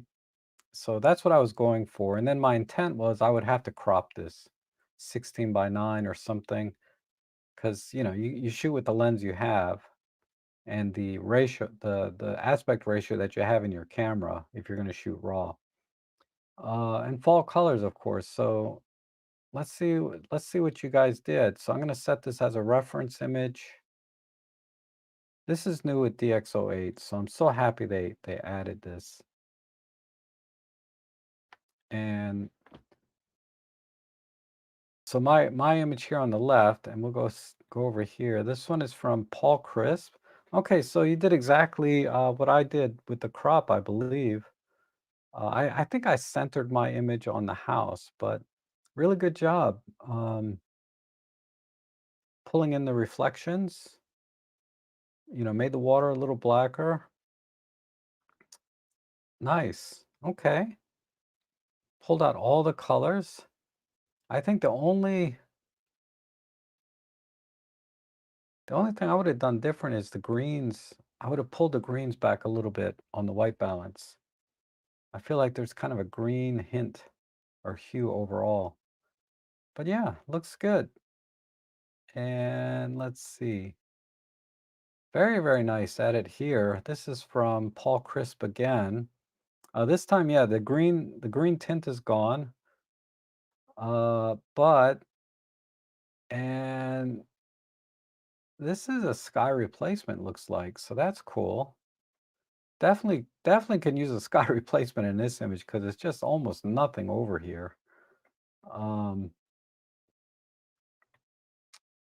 and then a mild blur here in the front. Okay, let's see what we have next. Nice edit. A little bit dark. It's a little dark, but that's okay. Wow. Okay, here we have really strong edit. This is from G. McCurdy, and just a nice edit around the house itself, and still just enough water and reflection, I think. It's a little bit crispier than I would do, but overall, really, really nice, clean edit. You can't help it. It's going to get crispy like this because it's a heavy crop, right? So I guarantee if McCurdy was there, he would have zoomed in on the house and definitely would have got a much cleaner image to work with than what I gave. But with what you had to work with to get this particular composition, I think it looks really good. It's a good balance too, overall. Just needs a slight tilt on the horizon maybe, to the left a little bit. Something just slightly off, but other than that, looks great. And a square crop. All right, this works. This actually works for me. Um,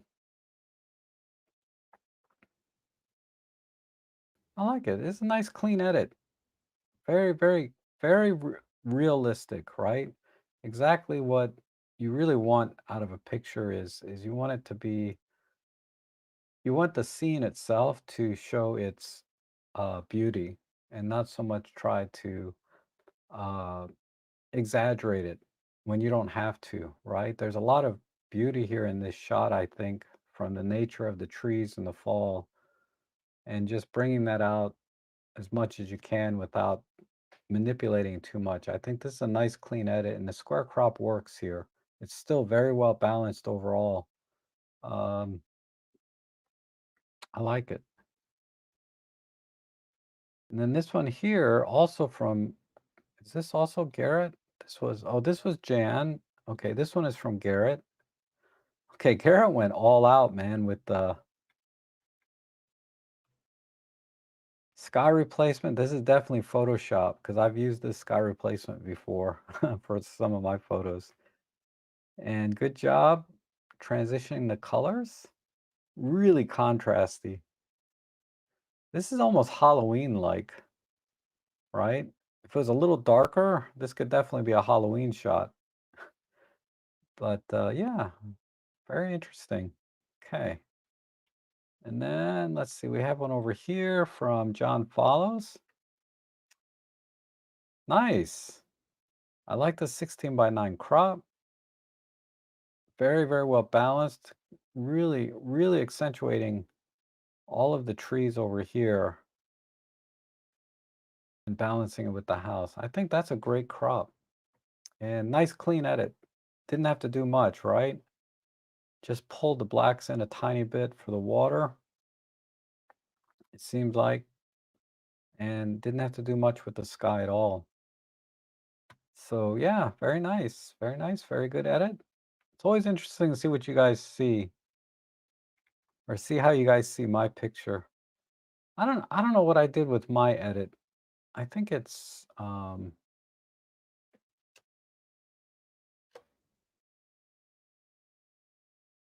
I think I posted it on my Flickr. Let me take a quick look.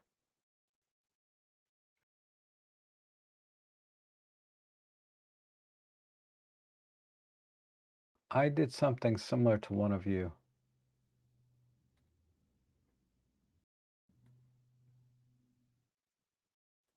Um, this is my edit. So I did my usual, right? I made the water very glossy and I desaturated a tiny bit. But after looking at what you guys did, I think I would prefer a little more saturation. But again, I try to keep it more realistic, but exaggerate sort of the highlights. But okay. Um, awesome. Awesome editing, guys. Good job. Thanks for editing my picture. I really appreciate it. I think I like John's. John follows the best of all the edits. The one that we last looked at here. It's very similar to what I did, but just a little bit darker and a better crop. A little bit over to the right instead of putting the house front and center like I did. I think that works best. That's probably if I redid my edit, I probably would do it this way for myself. Okay, so I'm just going to go into the chat section for a little bit and see if I missed anything. Uh, okay, I answered that one. Oh, Mineral said, okay, I'll look for it. I'll try and edit that before I'm done. I'll edit your picture. But let me just check the chat real quick.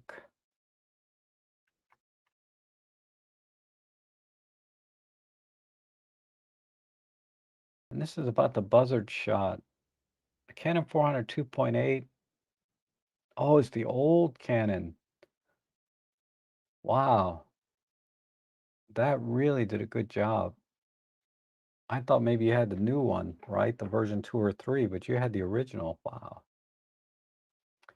And Andrew says, I don't think the catalog in Lightroom is anything special. I think DxO Photolab shows how unnecessary the catalogs are. It is. I like to use it once in a while because I do a lot of comparisons between apertures, between ISOs, between focal lengths, and using the cataloging makes that a little easier for me. But not everybody has to do that, right? Most people are just editing their pictures and the catalogs. In that case, yeah, there's really no need for a catalog. You can create projects within DxO and basically make your own catalog in a way that works best for you. Because there's so much overhead with the Lightroom catalog in terms of processing power, hard disk. It really slows down your computer quite a bit. The older the computer you got, the more you're going to see it. I don't see it a whole lot on my system, but I still see my computer chugging a little bit sometimes because of the catalog. And you have to always optimize the catalog, and the catalog has to be backed up, and it takes up several gigs of space on your hard drive, and I'm always cleaning things. So the cataloging is not terrible in Lightroom. It's not the worst thing ever, but it's definitely adds some overhead to your workflow over time. Not initially, but over time, it does add some workflow that you have to really think about, you know? So I think DxO's approach of like not letting you import photos, but but creating projects and organizing your folders on your computer is much more straightforward and the overhead is very, very minimal. So all of the energy of the editing goes into the editing process and not in the catalog, if that makes sense. Uh, and yeah, I wish I could have the clicks, but the clicks might get annoying after a while, right? Because I'm clicking and sliding constantly in the edits. And oh, Shakib is here. Hello, Rob and everyone. Just came home, missed all the show. I have just uploaded Rob's pics. After the edit, please have a look. Okay, I'll do that. So let me see. We got time. I got nothing else today. I can edit your picture, mineral water, and look at Shakib's edits. So let me find Shakib's thing first, because that's ready to go, and then I'll go into the edit.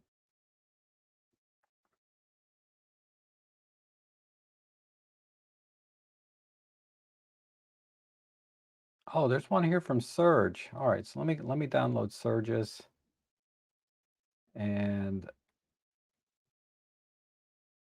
we can look at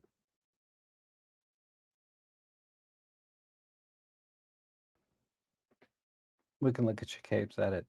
Okay, so Shakabe did a good job with the sky and the crop. The crop, he kind of went a little different direction than now I forget who it was. The one that we just looked at before. You crop more to the left side to emphasize the reflections, because I think, like me, you really liked this part here. I should have made a vertical of this, you know, but man, I just didn't think. Next time I go to the next year when I go back in the fall, I'm gonna do a vertical of this with the water. But yeah, this is a good crop too. Just emphasizing more on the left side with the reflections and sort of this more surreal, I guess, painterly look in the water while maintaining, the environment of the scene. So for me in this edit, uh, these parts just become supporting elements to what I think is the most interesting part over here. And then the sky, yeah, not much you can do there. Just bring it in a little bit, other than replacing it completely, right? Too bad there weren't more clouds there. Okay, so we got one from Surge that came in, and then one that came in the email. So let me find that, and we'll do two more quick edits.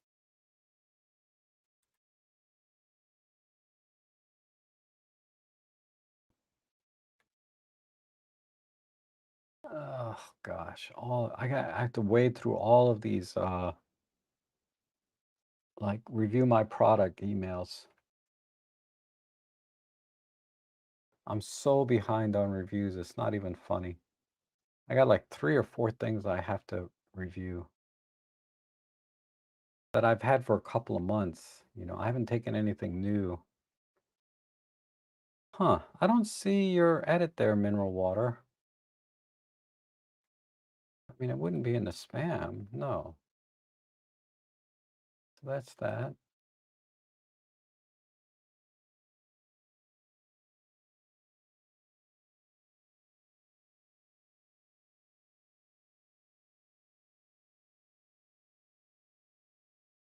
You know, Mineral Wonders, I keep saying mineral water. Mineral Wonders, I don't see your email. Uh, Try and upload it again. But I'll do Surges in the meantime. Try and email me. It's just rob@robtrek.com. And while I'm editing Surges, I can go back and check and see if yours came in. All right. Let's go to,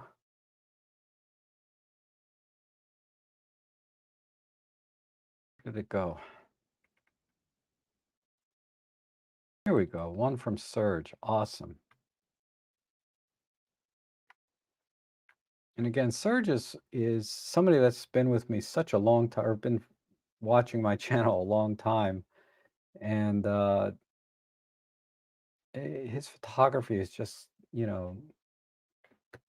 10 times better than what it was when he started.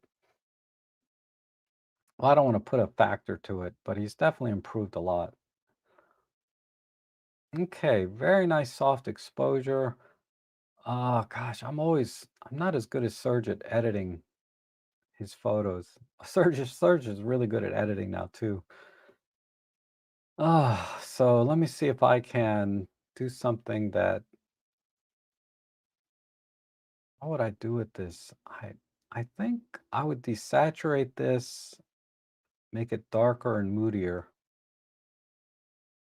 So let me apply basic preset. Let me try pulling the contrast back.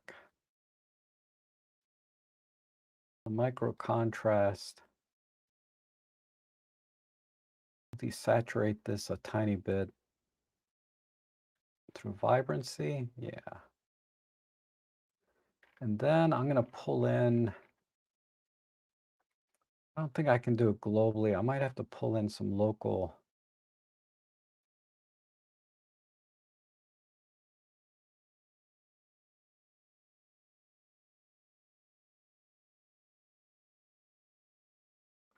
Just a tiny bit here.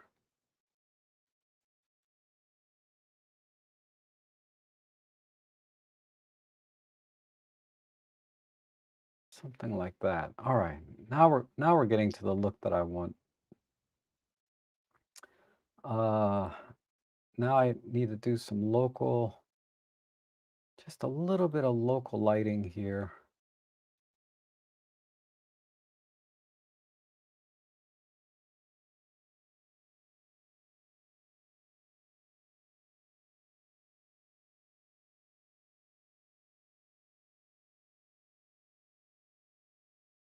I can even go tighter.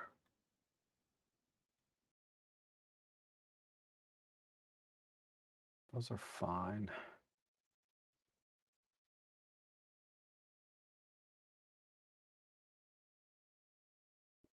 Okay, let me see what I'm doing here. Oops.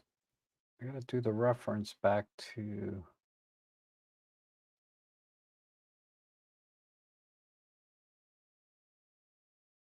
Okay, good. We're getting there to the kind of look that I'm gonna go for. Something different than what Serge would do all by himself.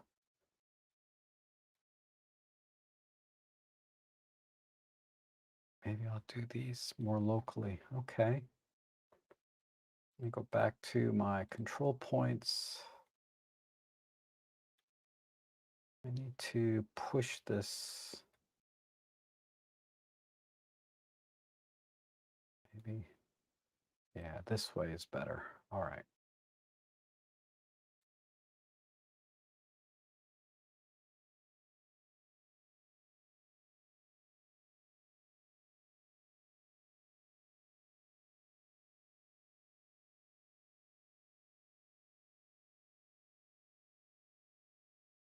Let's accentuate some of the greens here.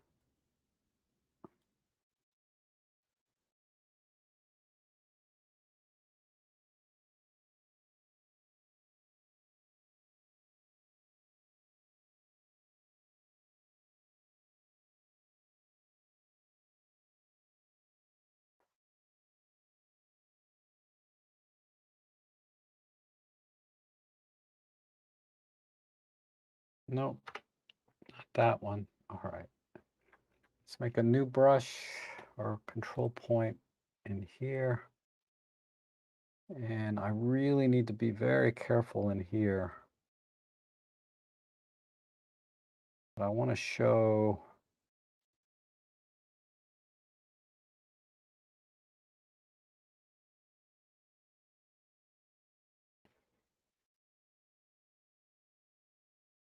I want to show the branches a little bit more.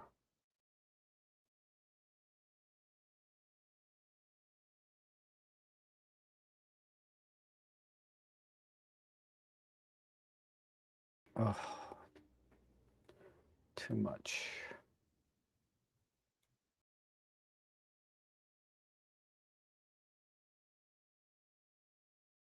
No.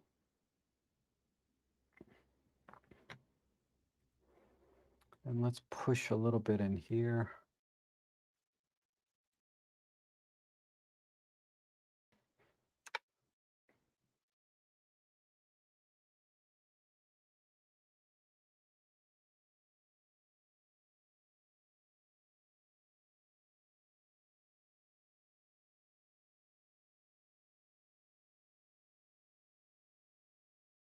These greens need to be a little bit cooler. Maybe not. No. Maybe just a little less strong.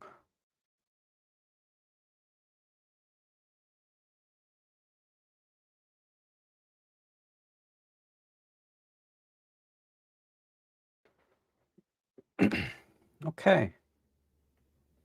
All right, one last thing.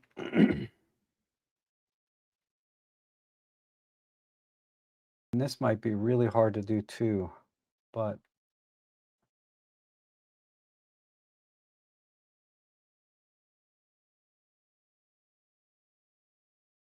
yeah, that works. I want to accentuate these oranges and yellows.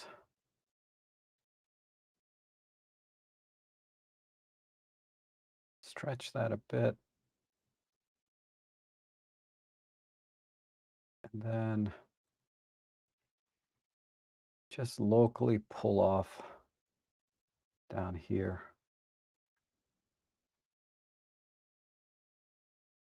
Just reverse locally in this area.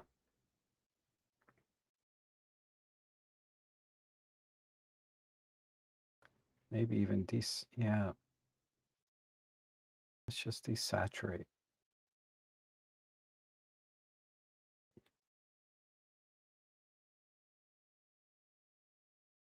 And then again, try to exaggerate this yellow point.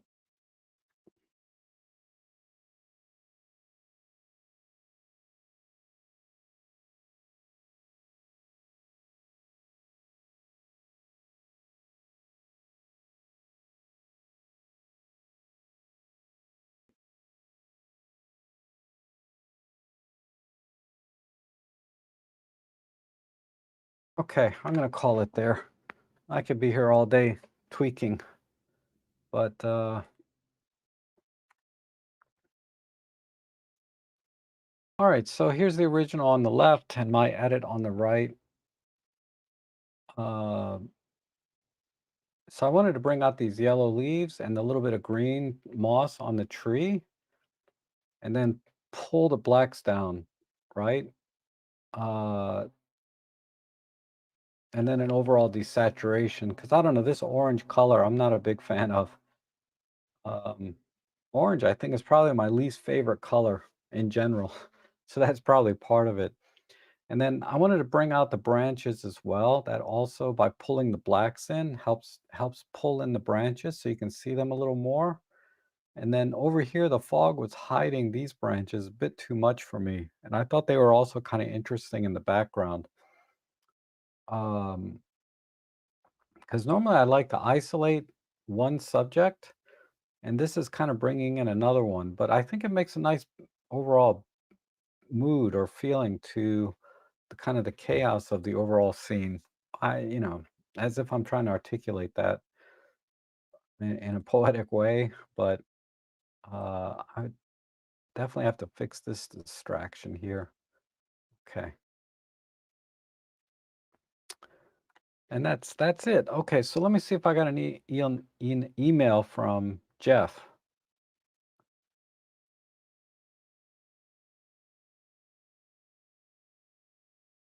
Um, Hold on. Before I reveal everybody's secret email addresses, let me switch screens here. I don't want to inadvertently. So nothing there. It's odd. I still don't see it, Jeff.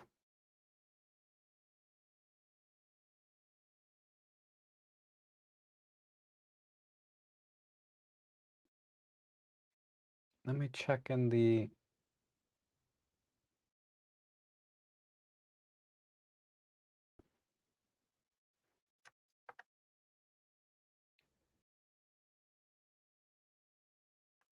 Yeah, Jeff, I'm sorry. I still don't see anything new, either in the submit your photo thing or the or my email. And it's not in my spam either. So that's my email. Make sure you're sending it to the right email. And I'll do I think Paul says he sent me the raw image. I think I saw that in there. Time is it's only 11. I'm all right. Let me download Paul's swan image. So I guess you want me to edit it now, right? Instead of just give you a little critique.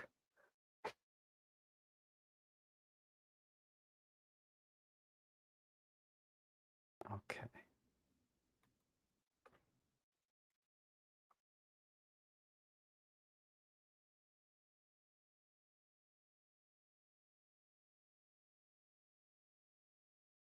That's the JPEG, that's the RAW.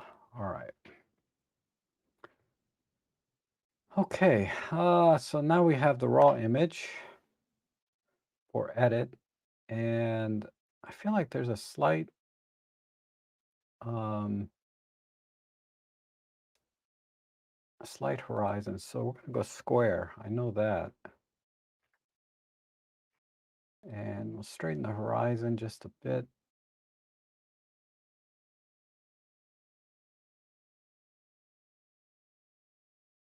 And just come in a little tighter.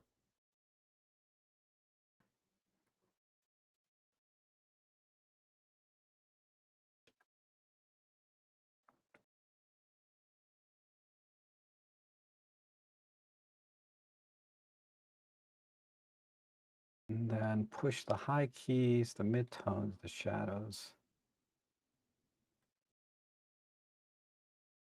Need that. See if I can accentuate these blues.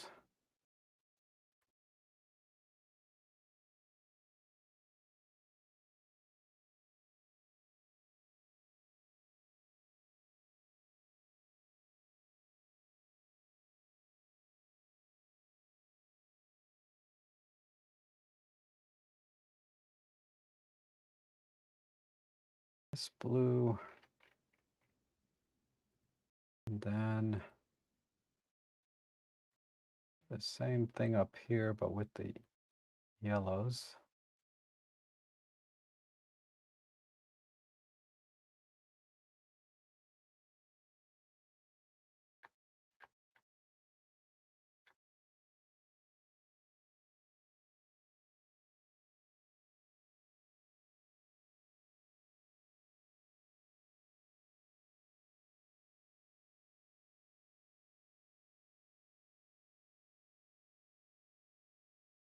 A slight shift.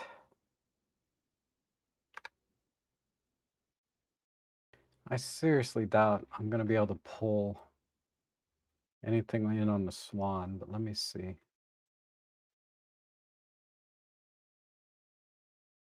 It's actually,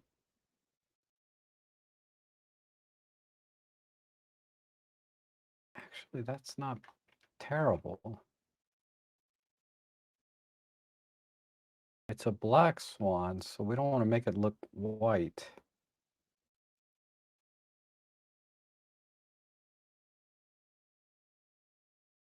I think we'll just leave it silhouetted.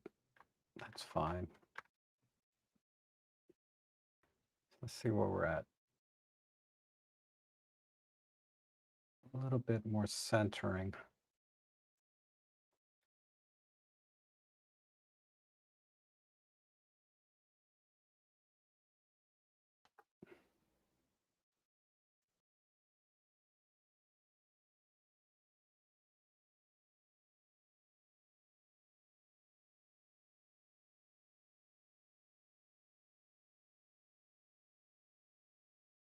And this control line, right?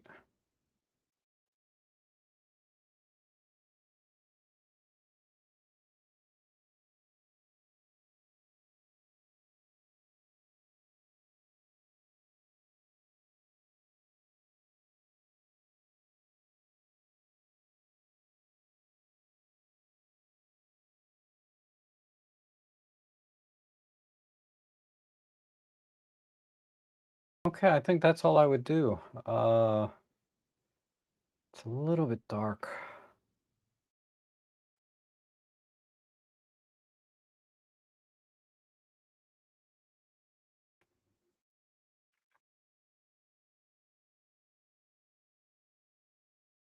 That and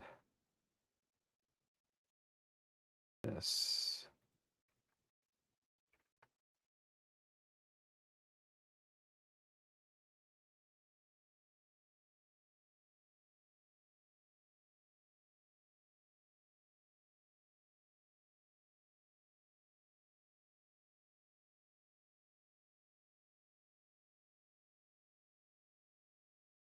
Okay.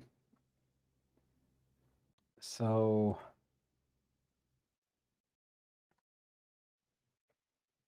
this is what I would do. I think square crop works well. Just center it, straighten the horizon a little bit, and go more high key with a strong silhouette. And I think that works pretty well. And I was definitely able to pull out more with the raw. Definitely on the blues down here. I would never get that on the JPEG. And then brighten this up so you can see the yellows. Because brown is not really a great color. I like yellow. I even like orange better than I like brown. Brown is probably my least favorite color, come to think of it. Okay. So before and after. I think that looks really good. Let me check if Jeff was able to send me something. So nothing in the upload thing. Check my email.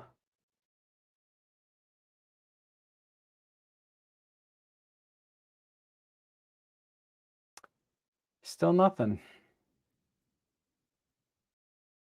So, all right, Jeff. Sorry about that. I don't see it in there. Gave it a shot. I guess if you're having trouble uploading it or something, let me know. Or maybe if your email gets rejected back to you for whatever reason, let me know what the rejection was. Like if it was too big is the most common thing, right? But people email me stuff all the time, so I don't think the file's too big, unless it's like a GFX 100 with a 100 gig file or something. That could be it. Then my uploading and this would be a problem. But no one sent me a 100 gig image yet, so I don't know. Um, but oops, sorry. That was Anderson. They want to send me a monitor review. That might be interesting. If it's touchscreen, let's see. 1080p monitor touchscreen 6-inch. I could use another monitor. I know it's a terrible thing to say, but monitors are actually really handy in the field. I should do another video with the monitor. I use it sometimes, not often, but sometimes. Okay, so that's all I have for today. Thanks so much for watching. I hope you enjoyed the stream and the editing that I did for your photos. Or if you didn't submit one, if you like the editing that I did and the suggestions, and uh, I make either how I would take the picture differently or how I edit the photo. Again, it's just very subjective. There's no right or wrong. And if you submit a photo and enjoy, you can buy me a coffee or you can become a member or just submit the photo. I want to thank everyone for submitting their photos today. It's always a lot of fun to edit your photos for me. It's a learning experience for me as well. And I get to see a lot of locations and gear that I would not have access to otherwise. So it's a very rewarding process for me as well. And I hopefully I was able to return that uh, through my editing. So thanks again for doing that. Thanks for editing my photos. And I'll be back again next week for some more photo editing. So you guys have a great weekend.